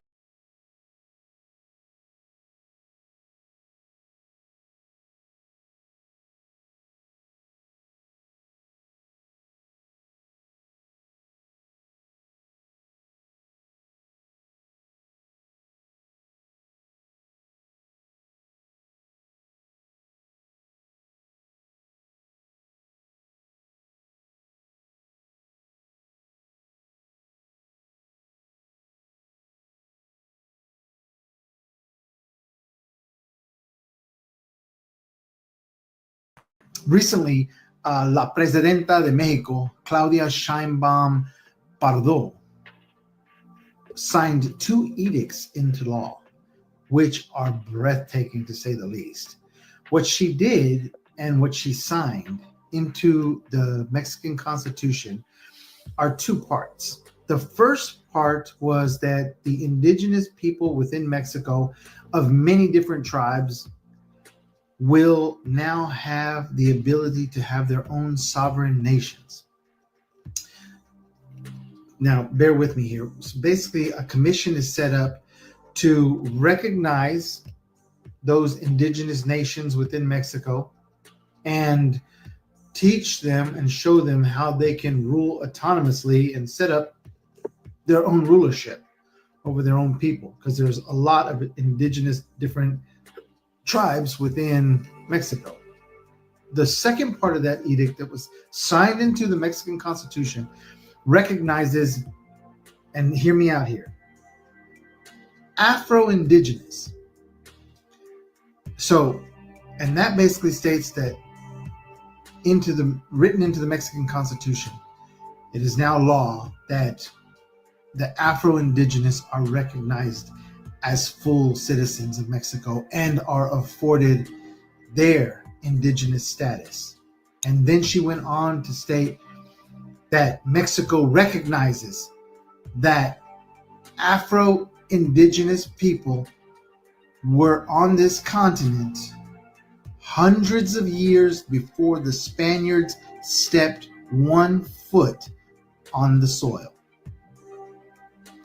It completely changes the narrative of what we've been taught. It completely changes the idea that Columbus was here and there's just Mexicans. It flips it right on its head. Everything is out the door. This is a very intelligent woman. And what she has stated are what people on different social media platforms have been saying for years. Black man was already here. The black man was already here. We didn't come in slave ships. That's not feasible. It would have taken too many ships. They would lose too many people. But if you're taken from Mexico and South America and taken off the coast and sat off the coast for a couple months and then brought up and dropped off in Boston, that makes it a hell of a lot more feasible, doesn't it? Afro-indigenous were here hundreds of years before the Spaniards showed up. I'll put this into perspective. The English Bible, the most widely sold book in history, the Bible. New Testament, Old Testament, you can go back in that Bible to the beginning of time of man. Adam, Eve, his wife, conceived from the rib of Adam, and the Creator took that rib. Their children, Cain and Abel, and how that conflict and one brother slew the other.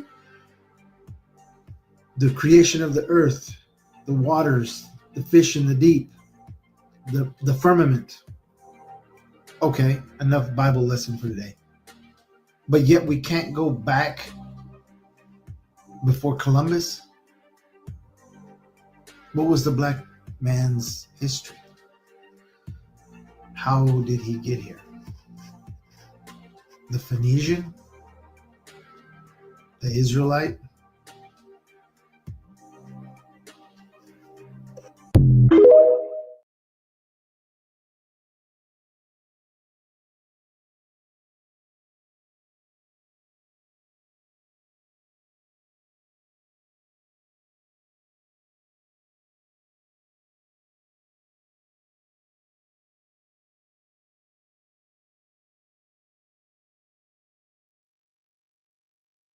When we think of the African diaspora, it's very rare for anyone to think about Mexico.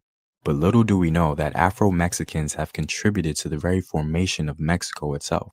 Oddly enough, the plight of Afro-Mexicans today simply follow a historical trend implemented by those who highlighted their European ancestry over anything else.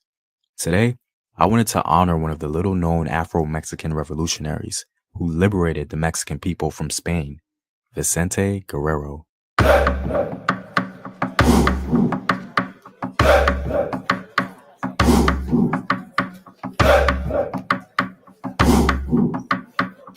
What up, African world? It's Homeseam here, and welcome back to another video of African history, culture, and worldview. By supporting this channel on Patreon, you're helping in the creation of these videos and supporting this content. If you'd like access to courses, sources, or you simply want to show your support, you may do so by clicking the Patreon link in the description box below. To begin, this video may be a little disturbing for some of us in the diaspora, as the history of Vicente can be seen as a little bittersweet. However, his story shouldn't really come as a surprise for us, as Mexico has only recently acknowledged the existence of Black people in their country. Anyway, just wanted to mentally prepare those who may be sensitive to this information. Vicente Guerrero was one of the leading revolutionary generals of the Mexican War of Independence, and he fought against Spain in the early 19th century. His accomplishments eventually led him to the highest position in the land, becoming the second president of Mexico in 1829. His mother was said to be of African descent, and his father was a mestizo. But it would seem as though throughout his life, people highlighted his Africanness above all, reportedly calling him El Negro. He was said to be tall, robust, and of dark complexion. In many ways, Vicente Guerrero was a champion of the people, of the oppressed and downtrodden.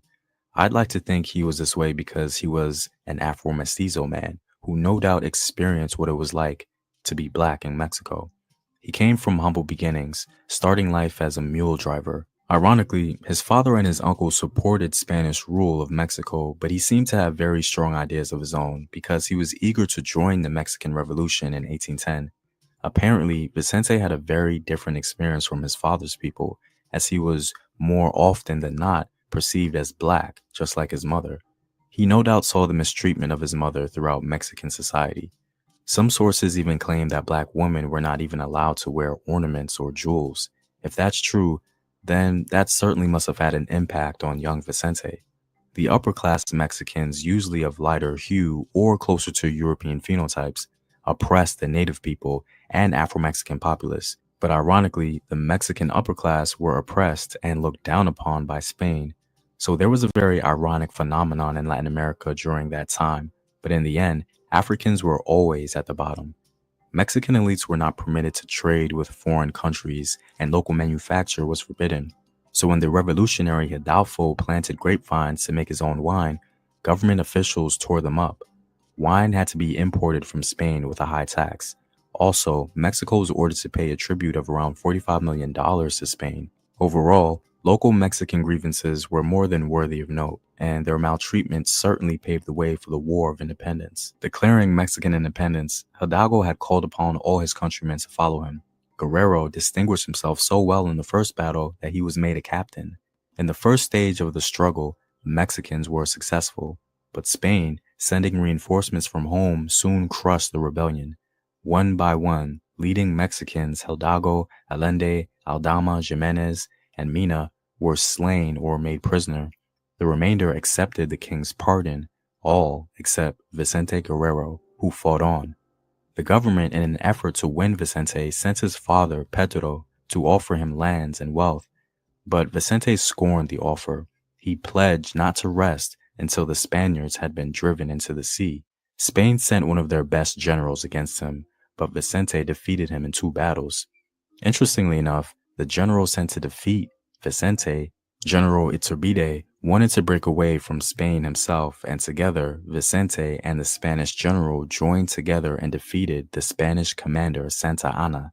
Iturbide became sole ruler of Mexico and showed his true colors as he affirmed the very same things of previous Spanish rulers. After much turbulence and revolt in Mexican society over who the leader was going to be, Mexican officials were finally pressed to allow Vicente to become president. 2 Masonry sects were vying for power in Mexico, the Scottish Rite and the York Rite. The York Rite proclaimed their leader to be Vicente and had this to say about him. The name of the hero of the South is echoed with indescribable enthusiasm everywhere. His valor and constancy combined have engraved themselves upon the hearts of the Mexican people. He is the image of their felicity.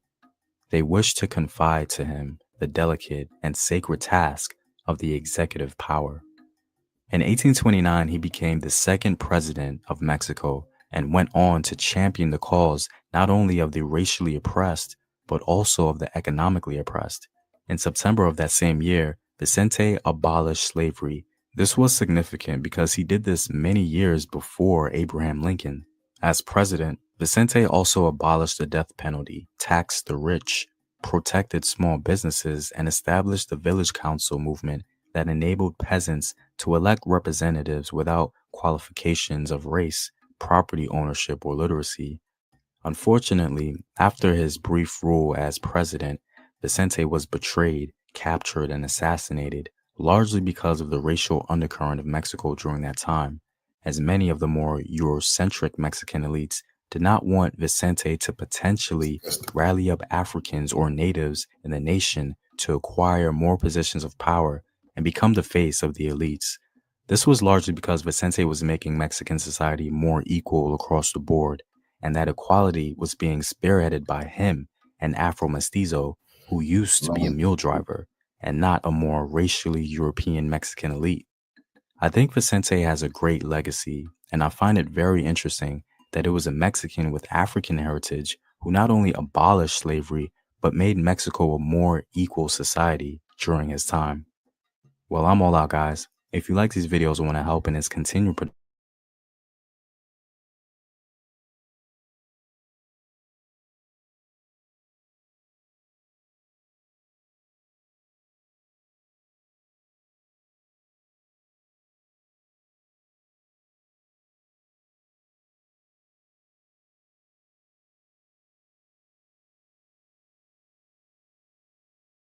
1781. The California sun beat down mercilessly on a dusty trail, where a band of 44 souls, 11 families, walked towards destiny. These brave individuals were the pobladores, a name that whispered townspeople in the Spanish tongue, but their story was anything but ordinary. Traversing more than 1,000 miles across the desert from present-day northern Mexico, they reached a location blessed with a Mediterranean climate, fertile soil, and a river, making it highly suitable for agriculture. Here they founded a farming community, naming it El Pueblo de Nuestra Señora, La Reina de los Ángeles de Porciúncula, which translates to the Town of Our Lady, the Queen of the Angels of Porciúncula in English.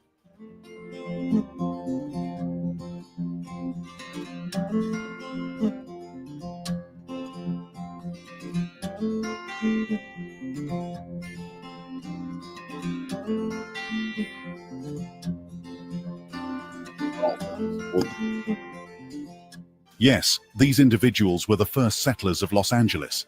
But remarkably, they weren't your typical Spanish settlers. While these pobladores were from the distant provinces of Mexico, historian William M. Mason would later reveal the true racial makeup.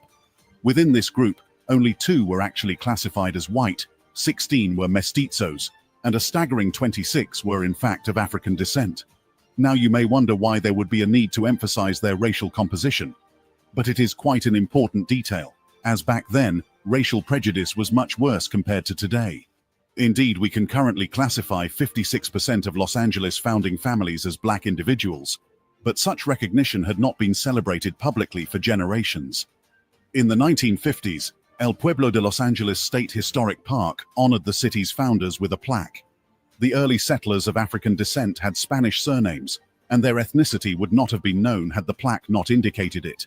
But soon enough, the plaque disappeared, with only rumors remaining that several recreation and parks commissioners were embarrassed that black people played a part in the city's founding. Another plaque replaced the original one more than 20 years later, but it didn't mention race in honoring the early settlers. It wasn't until Miriam Matthews, California's first credentialed black librarian, advocated for the pobladores, that the city installed another plaque for its bicentennial in 1981. That plaque, a bronze tablet, includes the names of the 44 founders, their race, gender assignment, and age. Of the 11 men representing each of the founding families, Antonio Mesa, Luis Manuel Quintero, Manuel Camero, and José Cesario Moreno were of African descent, according to historical research. Without Miriam Matthews, the Dean of Los Angeles Black History, as many rightfully lauded her, these names might have remained lost in the annals of time. But thanks to her dedication, the forgotten melody of the pobladores could once again be heard, which is why we wish to acknowledge her as we present the untold black history within the booming city of Los Angeles. Truly remarkable tales such as these mustn't be forgotten. We must warn you, however, that this is not just a simple story of history, but also a story of a long fight for recognition and respect. Tread carefully, as some of these information can be heavy on the heart. That said, we humbly encourage you to give us a like to show your support and click subscribe so you'd be able to join us in our other insightful discussions. With this, let's proceed.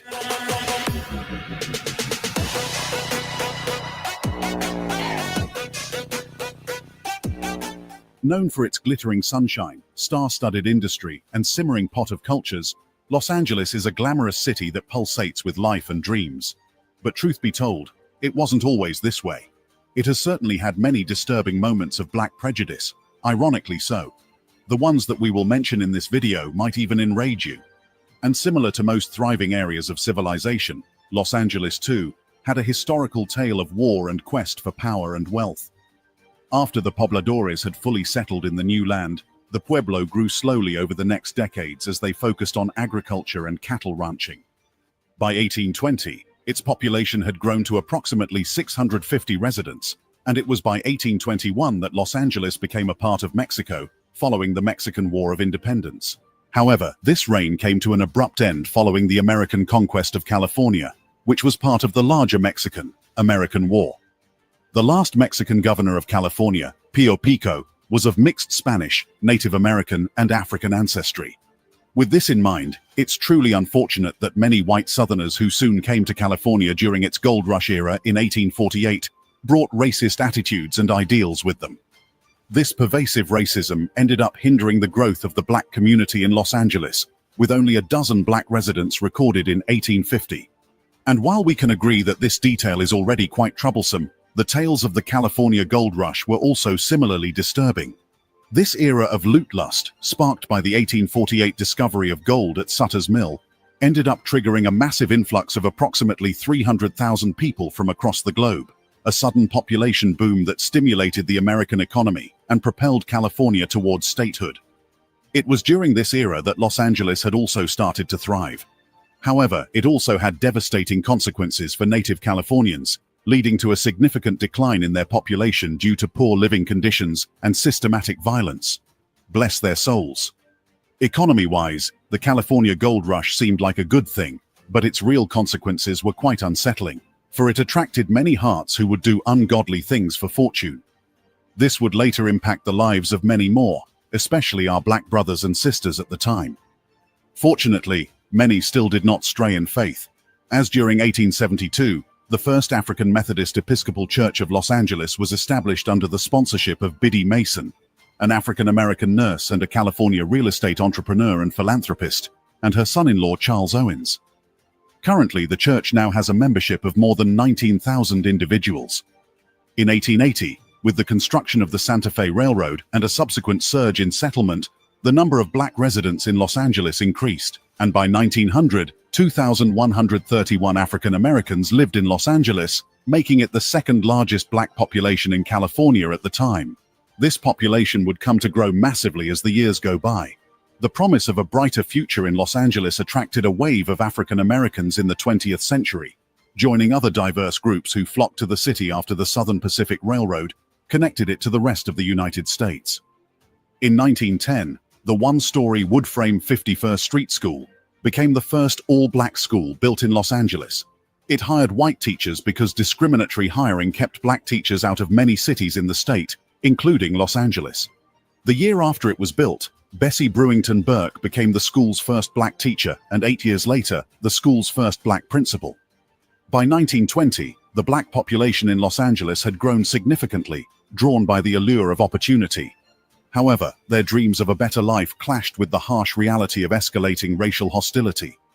Citywide policies systematically eroded black rights, while the Ku Klux Klan and police brutality terrorized their communities, causing immense suffering and disillusionment. Black communities were systematically marginalized by local authorities, resulting in dilapidated infrastructure, substandard transportation, inadequate schools and parks, and restricted access to economic and educational resources. Truly, it is quite disheartening to hear about such oppressions experienced by African Americans in a city whose initial settlers were of African descent. And regrettably, pain has a tendency to stack over time, especially if it is not addressed or resolved. All of this oppression soon transformed into a heavy grudge, with great consequences. Just observe these following developments that we are about to reveal, and in the end, you will see how deep this has truly become. During the Great Depression, Los Angeles experienced a rapid growth in its black population, particularly in what is now referred to as historic South Central. Faced with economic hardships and pervasive racial discrimination in the southern states, many black individuals and families proceeded to seek better opportunities elsewhere. By the 1930s, the approximately 40,000 black residents were primarily concentrated in two neighborhoods, known today as South Park and Watts. Despite the black population reaching nearly 65,000, equivalent to about 4.27% of the total population in 1940, restrictive covenants hindered their ability to move into new areas. Still, the expansion of Los Angeles's black community accelerated during the war years, fueled by significant migration from the American South and Midwest, and drawn by the robust job opportunities in war-related industries. By 1950, the black population in Los Angeles was approaching 200,000, with the South Central to Watts corridor becoming predominantly black. And by 1960, the black population in Los Angeles had grown to nearly 350,000, as black families moved into areas previously dominated by white residents. However, despite the increasing black population, racial tensions in Southern California continued to escalate, as evidenced by the Watts Rebellion of 1965. Now, this story is far from simple. The Watts Rebellion started after a Los Angeles police officer pulled over a young man named Marquette Fry. It began as a traffic stop for suspicion of driving under the influence. but the situation escalated quite too quickly. I remember that they took him and threw him in the car like a bag of laundry and kicked his feet in and slammed the door, an eyewitness told the Los Angeles Times. As it escalated, onlookers grew increasingly apprehensive as the police became more aggressive. This led to the arrest and attack of not only Marquette Fry, but also several members of the Fry family who attempted to intervene and assist him. Witnessing this harshness, a growing crowd of onlookers became increasingly agitated, sparking 6 days of unrest that resulted in 34 deaths, over 1,000 injuries, 4,000 arrests, and $40 million in property damage. The devastating aftermath saw plummeting real estate values and numerous businesses destroyed, leaving a deep scar on the community. Despite the progress achieved during the civil rights era in 1954 to 1968, the legacy of systemic racism and discrimination continued to affect Black communities in Los Angeles. As the Black population expanded into predominantly white neighborhoods across much of southwestern Los Angeles, new barriers and restrictions were quickly set up. This made segregation worse as the Black community continued to grow. By 1970, Los Angeles Black population had reached almost 500,000 people. The ramping up of restrictions to Black residency peaked around 1968 when civil rights legislation finally started working to eliminate these barriers.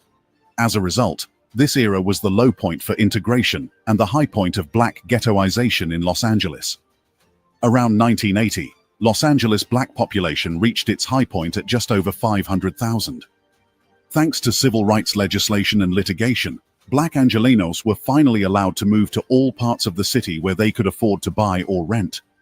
Segregation decreased slightly, and very few neighborhoods remained without Black families. And as a side note, like we mentioned earlier, it was then in 1981 that Miriam Matthews encouraged widespread acknowledgement of Los Angeles's African roots. By 1990, only a few areas were without Black residents in Los Angeles. At this time, Crenshaw District had become the new heart of Black Los Angeles. Now, with what we just enumerated, did you notice the problem? The reality is, the pervasive systemic racism and discrimination faced by Black communities in Los Angeles persisted despite the continuous growth of Black individuals populating the city's areas. If you had experienced the exact same thing that they experienced, what would you do? Would you still sit quietly?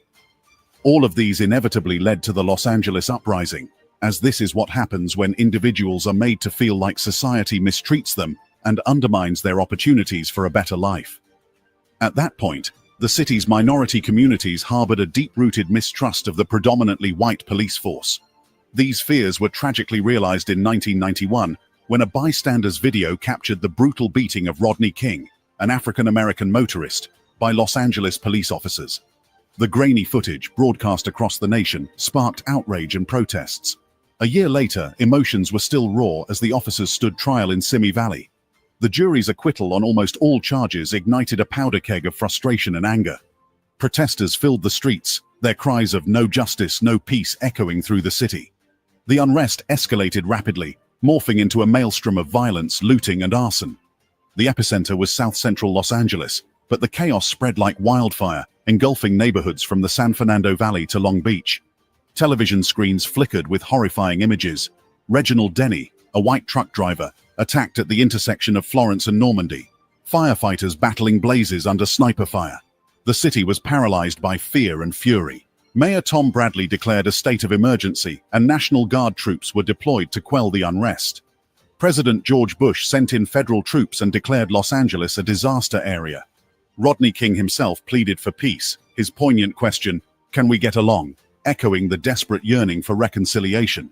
But the damage was done. More than 50 lives were lost, thousands injured, and the city lay in ruins. Why can't we get along? Even after so many years of oppression and countless attempts to address the issue, these problems remain, as there are those who do not seek for a change of heart. There are those who refuse to change their perspectives and embrace empathy. Fast forward to the 2000s, these issues are still very much alive. If we look at the bigger picture, despite overall improvements in socioeconomic outcomes for Black Californians since 2000, significant racial inequality persists, especially compared to white Californians. The latest report by UCLA's Black Policy Project reveals a widening gap in several areas, including home ownership, income, and educational attainment. This disparity is particularly pronounced in major metropolitan areas like Los Angeles, Oakland, Sacramento, San Francisco, and San Jose, largely due to factors like gentrification and rising housing costs. It has gotten so terrible that closing the racial gap between black and white Californians would take over 248 years, as said by Michael Stoll, faculty director of the Black Policy Project, in the 2024 State of Black California report.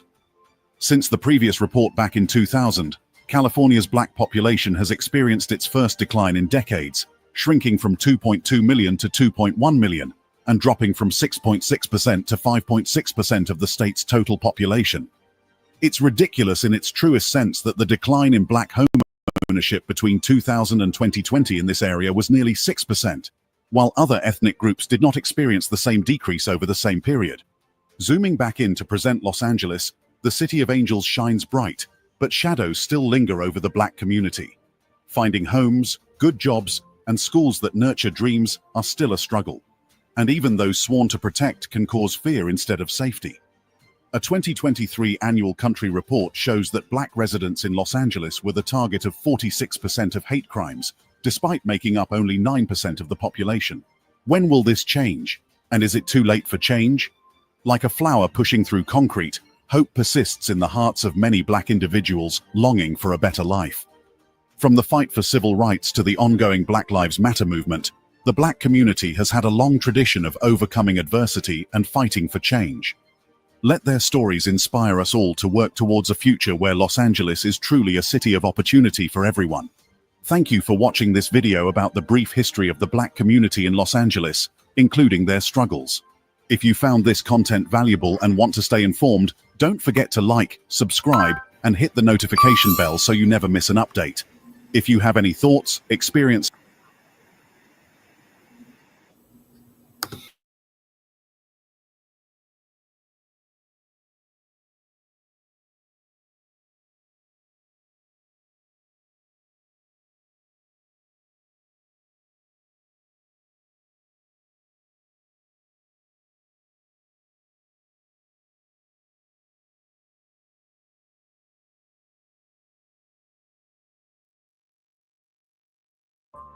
it's supposed to be the work of a master sculptor, but the technique says otherwise.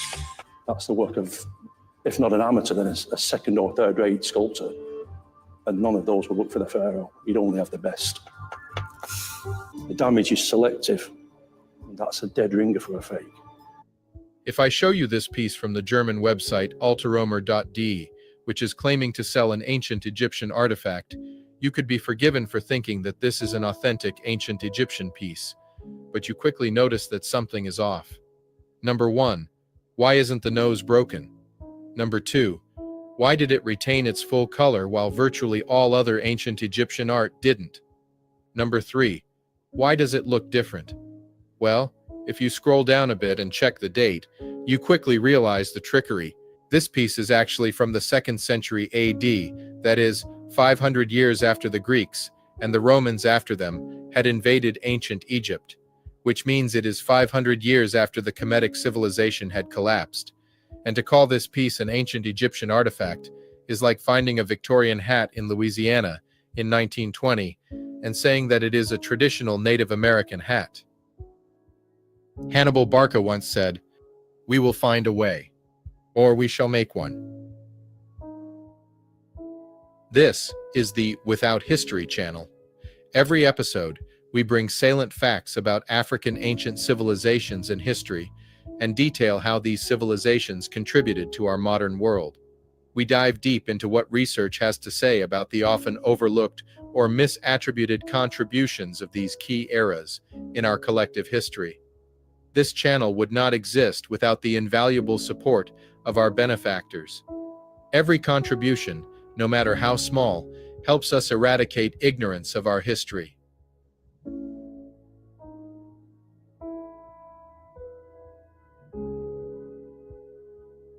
Almost all the forgeries in ancient Egyptian art have something in common.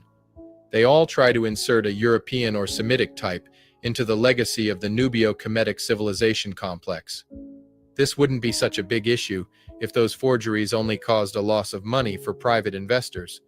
But these forgeries ultimately find their way into the most prestigious museums and become de facto icons of the ancient Egyptian civilization, and they do so precisely because they sell an image of Kemet that branches away from the Black African and perpetuates a myth of a Levantine or European ancient Egypt. Or even worse, it tries to portray ancient Egypt as a multicultural society with Black Africans at the bottom. Ancient Egypt was anything but multicultural. If anything, the Africans from Kemet took great pride in their blackness, in their Africanness. Blackness that is being erased from history, one fake at a time. And in this effort, both forgeries for money and the intentional manipulation of Kemetic art and icons have the same outcome. Huge shout out to Camgiverse and Mr. Theory on X for their contribution to this episode. I cannot recommend their content enough. Also, make sure you follow us on Twitter for content that I cannot post on YouTube. All the links are in the video description. Without a doubt, ancient Egypt artifacts are one of the most forged in history. Of course, the 19th century gold hunt about Kemetic artifact only added fuel to the fire that is still continuing till this day. In the words of the famous Egyptologist Manu Mpim, who, after analyzing thousands of ancient African artifacts, stated, "When the artifacts in question were examined meticulously, I found that the methods used to change or damage the images are varied, and they include subtly altering the shape of the nose on statues by using some type of sanding device, adding false noses, reshaping or completely destroying the face on temple and tomb walls, lightening the color of the face and body paint on statues and paintings, completely eliminating the paint on statues and paintings, and thus making the images appear white, destroying the lower facial structure, particularly the chin and jaw area, putting in false bluish-gray inlaid eyes, plastering over temple images with white Portland cement during ongoing conservation work, and creating outright forgeries. These acts of fraud and deliberate destruction are what I call the handiwork of modern conspirators. I was stunned by such an angry, vicious, and widespread attack against Black images by the enemies of classical African civilizations. In the beginning of the 19th century, the century during which the craze for ancient Kemetic artifacts was at its highest, fakes were crude and unsophisticated, but this quickly changed. By the middle of the century, large sums of money were being paid for anything from Nubia and Kemet. This attracted sophisticated artisans who partnered with historians of ill repute to manufacture fakes. Many of those forgeries are well known to the Egyptian experts, but you do not hear them advertising this fact. They are content in continuing to profit financially and culturally from these fakes, and they targeted all levels of society, including nobles.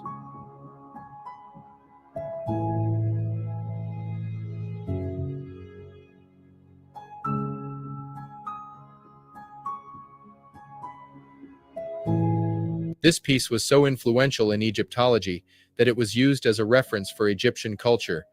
You can tell its appeal to teach future generations of Egyptologists when you look at its very Caucasian features: no subnasal prognathism, no flat African nose, no high cheekbones. Before becoming queen, Tete Sherry was not a noble. This was perfect for forgers, as it would make it difficult for anyone who wanted to find out what her parents looked like. So they had the liberty of creating her features to their liking. But eventually, this forgery would not stand the test of time. A series of discoveries made it clear that it wasn't authentic. And when you hear the long list of evidence against its authenticity, I am sure you will be outraged. Egyptologists discovered that the body proportions and overall artistic style didn't match known examples from the late Second Intermediate Period or early New Kingdom. The body proportions are an important detail of Kemetic art, often overlooked. Ancient Egyptians had strict conventions when drawing body parts on temple walls and statues. These proportions unsurprisingly follow African body proportions, where the wingspan of an individual is well above their overall height, a feature very rarely present in non-African populations. In addition, the carving techniques and details, including tool marks, pointed to modern methods rather than ancient practices. The hieroglyphs and titles on the statuette contained mistakes and arrangements that were anachronistic. The spelling and presentation of Queen Tete Sherry's name and titles did not align with the standards seen in contemporaneous authentic pieces. The statuette's history and find spot were unclear. It appeared on the antiquities market without a reliable archaeological context, a common red flag in cases of modern forgery. Scientific tests of the stone and patina revealed signs of modern aging techniques and chemical treatments not consistent with genuine ancient artifacts. The condition of the piece showed artificial wear patterns that wouldn't be expected in a 3,500-year-old object. With all this, you would think that this statue would have been thrown away or destroyed, but it is on full display in the Berlin Museum. So, a statue that has been proven through multiple studies in multiple fields to be a fraud, and that looks nothing like the ancient Egyptians, who we know were pure black Africans, is still on display. All the casual visitors, all the children, and all the media and reporters who visit the museum will come out with the distinct impression that this lady, with her face intact, unlike most ancient artifacts, is representative of ancient Egypt. And this is more damaging than the original intention of the fraudster himself. Queen Tetisheri would eventually marry Pharaoh Senuktenre Amose and become of royal blood. Her grandson Amose would eventually build a pyramid in her name, the last pyramid erected for a queen in Kemet. And this is what her grandson looks like. Even after the vandalism and defacing of his statue, you can still clearly make out his African features. And do you know how long the statue of Queen Tetisheri was on display? 100 years. 100 years during which countless books and articles were written about the Queen and contributed to changing the minds of the whole world. It isn't until the 1990s that it was finally admitted as a fraud. Yet still, it remains on display. Let me be clear, I have nothing against this piece being on display. I just think that it should be displayed in a fraud exhibit or a modern art exhibit, and not in an ancient Egyptian museum. I also think that if the museum has spent so much money advertising this piece, they should now spend as much money and use the revenue to re-educate the world on the wrong that they have contributed to. Because if the objective is to educate the masses, when an error or misinformation has been discovered, then it stands to reason that a public correction should be issued, or, at the very least, the item removed. But Queen Tetisheri's statuette is far from the only fraud. There is a whole other category of fraudulent artifact that were made not for the purpose of resale, but for the sole purpose of giving a few groups an "I told you so" argument. And they are so ridiculous in their attempt that they make you question the skill set of those who brought them forward and the motives of those who continue to defend it.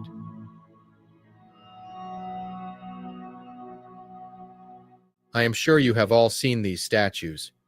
Prince Rahotep and his wife Nofret, lifelike painted limestone statues, are considered among the most famous private statues from ancient Egypt. The statues were discovered in the Mastaba tomb, a tomb in the form of a rectangular platform, of Rahotep, north of the pyramid of Snefru, in Meidum, dating to the reign of King Snefru of the 4th dynasty. The colors are well preserved and the faces have realistic expressions. If you speak to any staunch supporter of Egypt having an Arab origin, they will quickly point to this statue. But when we look at it, we can't help but wonder if something is off, that it doesn't seem to follow the conventions and trends established by the ancient Africans. And we haven't even started talking about their intact faces, which is strange, because out of all the statues in ancient Kemet, these two came out intact, and it even preserved its original painting. Even the painting on the hieroglyphs survived the test of the millennia. Even the hieroglyphs are painted instead of carved as the convention dictates. The Rahotep statue violates a long list of clearly defined rules. A few of these rules are: Rahotep is a royal son and high-ranking official, but he does not wear a wig, he has a gray mustache, and he never had an emblem in his right hand across his chest. Furthermore, Rahotep's entire kilt belt is shown on his lap, rather than the universal ancient Egyptian practice of showing one belt end protruding from the waistline. Also, Rahotep never had an emblem in his left hand. Museums around the world are filled with artifacts that have been thoroughly altered and de-Africanized by the conspirators. The following is a short list of these museums. The Rosicrucian Egyptian Museum in San Jose, California, claims to have the largest collection of Egyptian artifacts on exhibit in the western United States, but much of its collection is actually made up of replicas and reconstructions, with images predictably resembling modern European features. The Metropolitan Museum in New York, among other problems, has an entire room dedicated to Queen Hatshepsut, and every image of her has undergone obvious nose reconstruction. The National Museum of Antiquities in Holland has a number of statues that have undergone careful facial reconstruction. The Cairo Museum in Egypt contains forgeries and dozens of statues with nose alterations and lightened colors, which now resemble the pale skin tone of Europeans. The Boston Museum of Fine Arts amazingly has replacement heads in the middle of the museum floor, while the more important statues of black rulers and officials are off to the side of the room or in the basement, safely away from the view of tourists. The Louvre Museum in France has some of the most stunning and powerful African images of important figures anywhere in the world, yet the museum has bold signs placed in strategic locations throughout the Egyptian gallery, directing tourists to one particular statue, the unnamed seated scribe, who has undergone a thorough racial makeover and now appears European. The British Museum in England has reworked the faces of statues so well that in a few cases it is extremely difficult to detect their work. The Art History Museum in Austria is organized totally backward, as the foreign period of the Greeks, Romans, and other invaders is placed in the front portion of the Egyptian gallery, so that this is the first impression that tourists get. Meanwhile, the real builders of Kemetic civilization are placed strategically in the back of the gallery. The Manchester Museum in Britain uses skull remains to do facial reconstructions, which almost always resemble Europeans, or else they have no particular ethnic identity. But the forgery case of Queen Rahotep and Nofret is hardly an exception. There is another noble who was pretty much branded as the face of ancient Egypt and is still in prominent display in museums today. When analyzed, it is equally as ridiculous, and we will see her artifact later. We will also see testimony from experts who have created fakes before and learn what tricks they use to identify the forgeries. Oh, before we do that, I want you to take a careful look at this statue. What do you notice? If you said the nose, you would be right, because the officials of an Italian museum decided to give Thutmosis III a new nose in a crude and outrageous attempt to change his racial appearance. And this is practiced very frequently, especially because the nose is one of the most defining features of some Black African groups. So you will often find on royal or noble mummies one of the following: a broken nose or an altered nose. But the bust of Nefertiti wasn't just altered, it was fabricated.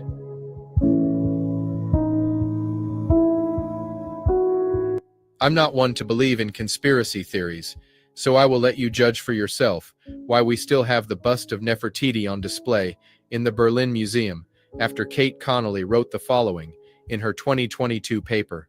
According to a Swiss art historian, the bust is less than 100 years old. Henry Stierlin has said the stunning work that will later this year be the showpiece of the city's reborn Neues Museum was created by an artist commissioned by Ludwig Borchardt, the German archaeologist credited with digging Nefertiti out of the sands. Stierlin has claimed that the bust was created to test ancient Nefertiti to serve as a fake and pretended it was genuine.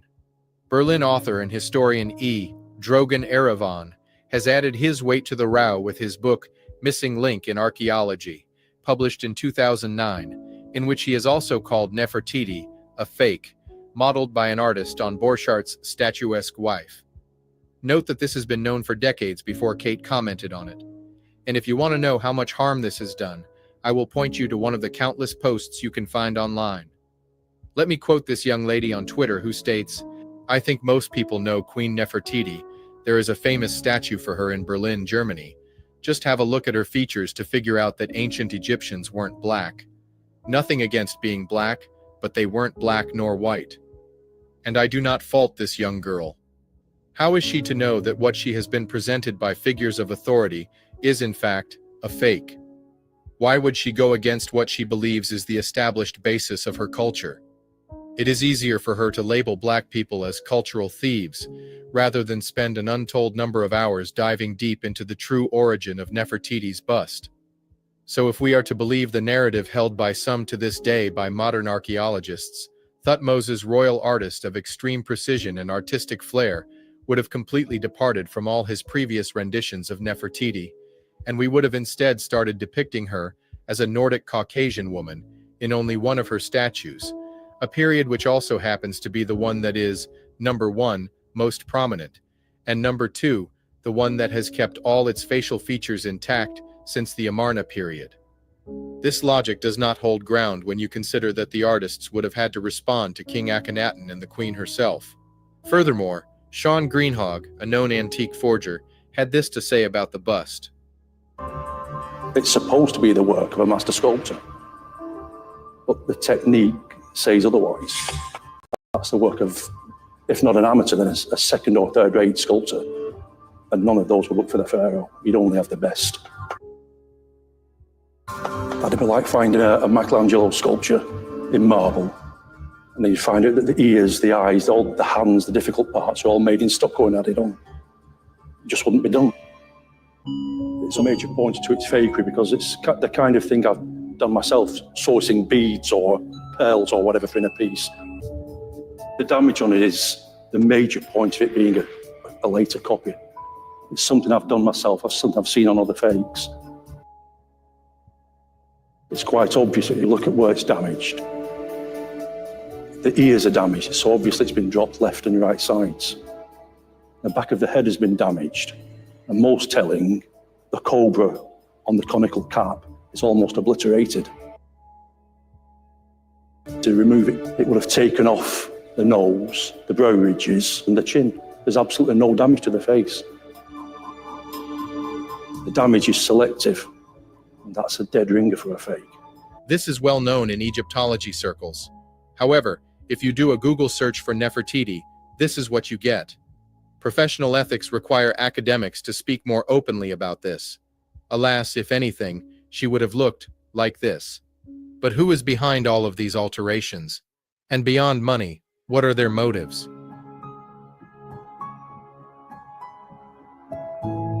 In his work, Manu Ampim also stated, "Who are the conspirators responsible for these acts of destruction, alteration, and invention is a basic question that must be answered." Brian Fagan, in his book on the Rape of Egypt, 1975, documents a list of culprits: the Christian Copts who destroyed statues and monuments, the conquering Arabs who dismantled ancient buildings, and the 18th and 19th century European travelers, adventurers, and archaeologists who were treasure hunters, plunderers, and looters. It was during the 19th century that a vast number of ancient Egyptian artifacts were excavated, but most of these discoveries were not adequately documented, with original on-site photographs and detailed field reports, which are now standard procedures within the archaeological field. The systematic documentation of archaeological excavations did not develop until many years after volumes of artifacts were already taken from their original African sites and eventually placed in museums.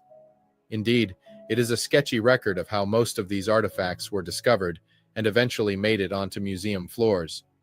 It is in fact a miracle that any African-looking artifacts survived all these waves of purging, and these artifacts with obvious African features would not have survived if they were the exception. The only way for them to have lasted this long is because they were so numerous, in so many places, including in places of kingship, that they made it. They were present in such numbers, so prominently, that they had to undertake to defacing pharaohs after pharaohs, mural after mural, to try and give the lie a chance. This brings us to the identification of a large group of conspirators who are the handlers of the excavated artifacts. This group includes excavators, antiquities dealers, museum curators and directors, and restorers and conservationists. Somewhere between the original excavation of the artifacts to their transport, sale and acquisition, storage, cleaning, conservation, and finally their display on the museum floor, there has been a diligent effort at altering, reworking, and touching up the facial features of countless statues. The conspirators who perpetrate these acts are behind-the-scenes actors who use a hit-and-run strategy of defacement and alteration of the art. They hide their hands from public view, but the results of their fraudulent and destructive activity is plain to see by anyone who carefully examines the evidence, as their pattern of fraud is highly distinctive. The lack of original documentation of many excavated artifacts has made it easy for these conspirators to commit their fraud. It is well known that many great artifacts of ancient Egypt were destroyed by the hands of plunderers during the widespread looting and trading in antiquities that went on for centuries. But what is not well known is the full story of the artifacts that did survive the wave of plunderers and make it into modern museum collections. The results of their fraudulent work are the countless altered artifacts, reworked pieces, fake genealogies, and a host of forged statues. The most recent revelation of the shocking fabrications by this group of handlers, or more specifically Western museum directors, is reported in the current issue of Archaeology Magazine 54, September-October 2001. This report is associated with an article by Peter Lacovara, and Allard Archaeology reported that in the absence of scholarship, the directors of the Niagara Falls Museum in Ontario, Canada, fabricated pedigrees for many of their Egyptian mummies in the mid-19th century. The most imaginative of these fake pedigrees, or false identities, was created for a bearded male mummy of the Roman period. The museum officials invented the following elaborate story for him, which is a complete myth. General Ossipumf Noferu, the general-in-chief of Thutmose III. He was a man of military skill, also a famous magician. He was 60 years old when he died. The scar on his forehead was caused by an enraged elephant while defending the king from his onslaughts. A palace was erected for the general near that of the king. The museum officials took their scandalous activity even further, as for many years the general was displayed in the coffin of Iyautaya Sheret, a high-ranking woman from the 25th dynasty, which was 700 years before his time. It is incredible that the directors of a public museum would take an unidentified Roman period mummy with a European facial appearance, put him in a woman's coffin from 700 years earlier, and then create a bogus identity for him as a famous general during a period which was another 700 years earlier than the coffin he was buried in. Even though this mummy and other artifacts at the museum were not studied comprehensively by an Egyptologist, this is yet another case which documents that Western museum directors would go to any lengths in the 19th and early 20th century to falsify evidence. Currently, there is no doubt that this list of conspirators includes local Egyptian government workers who are carrying out many acts of destruction on a regular basis. These men either work for the Egyptian government on conservation projects or for various European or North American archaeological teams. On several occasions in the 1980s and 1990s, these unsupervised, minimally skilled government workers have been caught on videotape plastering over temple images and inscriptions. In fact, it is impossible to visit the Karnak Temple in Luxor and not see the recent defacement, and it is suspicious that, with rare exception, Egyptologists are silent about this matter. And if you have any doubt, here is Zahi Hawass, the previous Minister of Tourism and Antiquities, a position he held twice, so you would expect someone of his position and influence to hold a scientifically sound position on the matter. But I will let you listen to his now famous statement. No, they were dark skinned, but they were not black. But they are not Negro. Because look at the lips of the Negroes like that and the nose like this. It's not really the Egyptian origin at all. It's different, completely different. And this is why you cannot connect the Egyptian civilization with the African at all. It's different. Or from Syria, Palestine, Mesopotamia, it's different. So now, how do you think Zahi Hawass would act if he found artifacts in opposition to his publicly stated opinion? If the person in the top leadership position when it comes to ancient Egypt thinks this way, after having seen all of the artifacts that I have shown, after having read all these studies that clearly demonstrate that the Kemetu were genetically and phenotypically black, and if the leader acts this way, how then do the army of managers and the government employees act when they face yet another artifact that is clearly black? And for those who further doubt that many Egyptians would desecrate the dead of ancient Egypt in order to claim that civilization for themselves, then they should watch what a lot of Egyptians do to these kids who are very much so alive. بقالك في مصر كم سنة؟ 12 سنة. زمان. جيت من قبل كم شهر كده. احكي لي على بلدك. السودان. كان في خرطوم. السودان شكله زي صحراء كده وفي أشجار Here the kids describe that they are all from various parts of Sudan. مصر مش حلوة مثلا بيضربونا هنا الناس المصريين في الشارع بيبقوا كويسين معاكي ولا لأ؟ لا بيعملوا إيه؟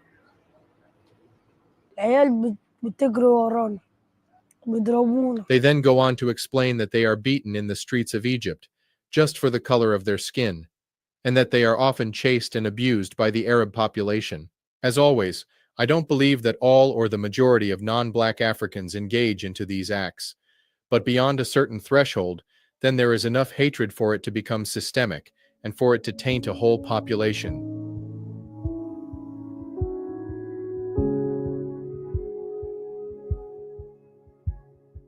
You have to reprogram your mind so that you can now see that many of the artifacts you have been shown and publicized about ancient Egypt are in fact fake or heavily transformed to look different from the original African.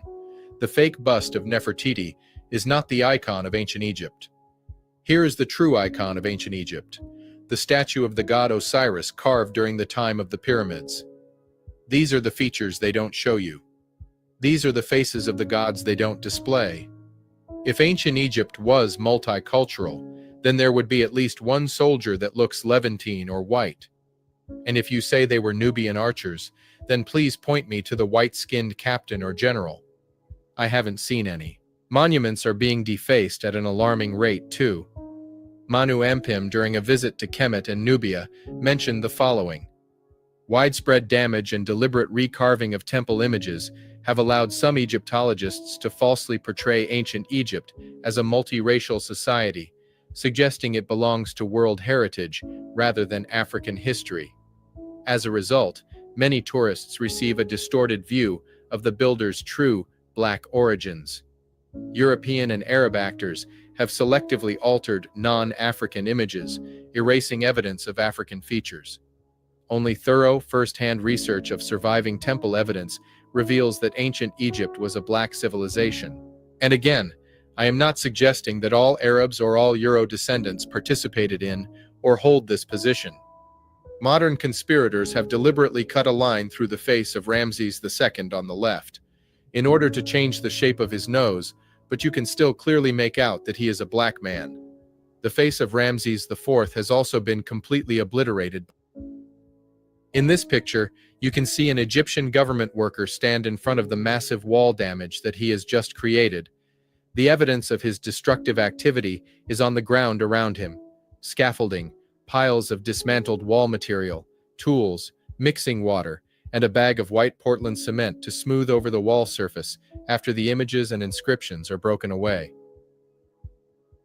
In the tombs, not only have the faces of many wall images been altered or destroyed, but the crimes against African mummies are almost beyond description.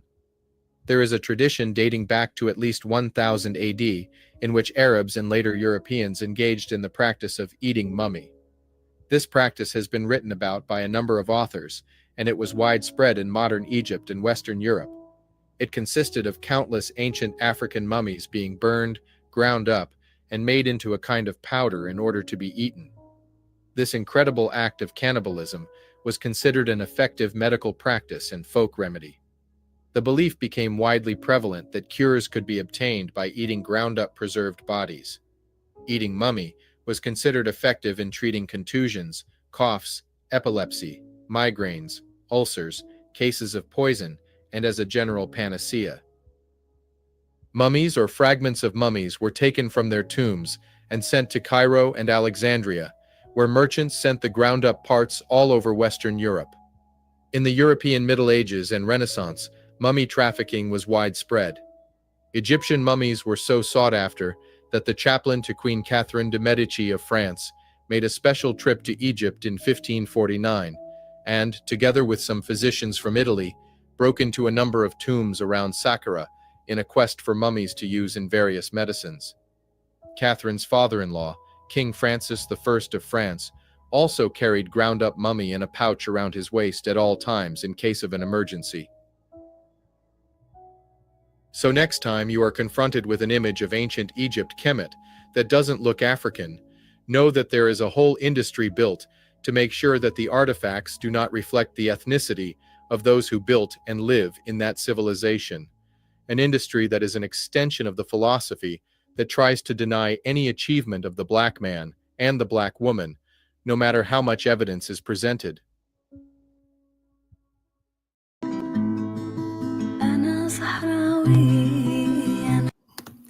Go figure. Follow me.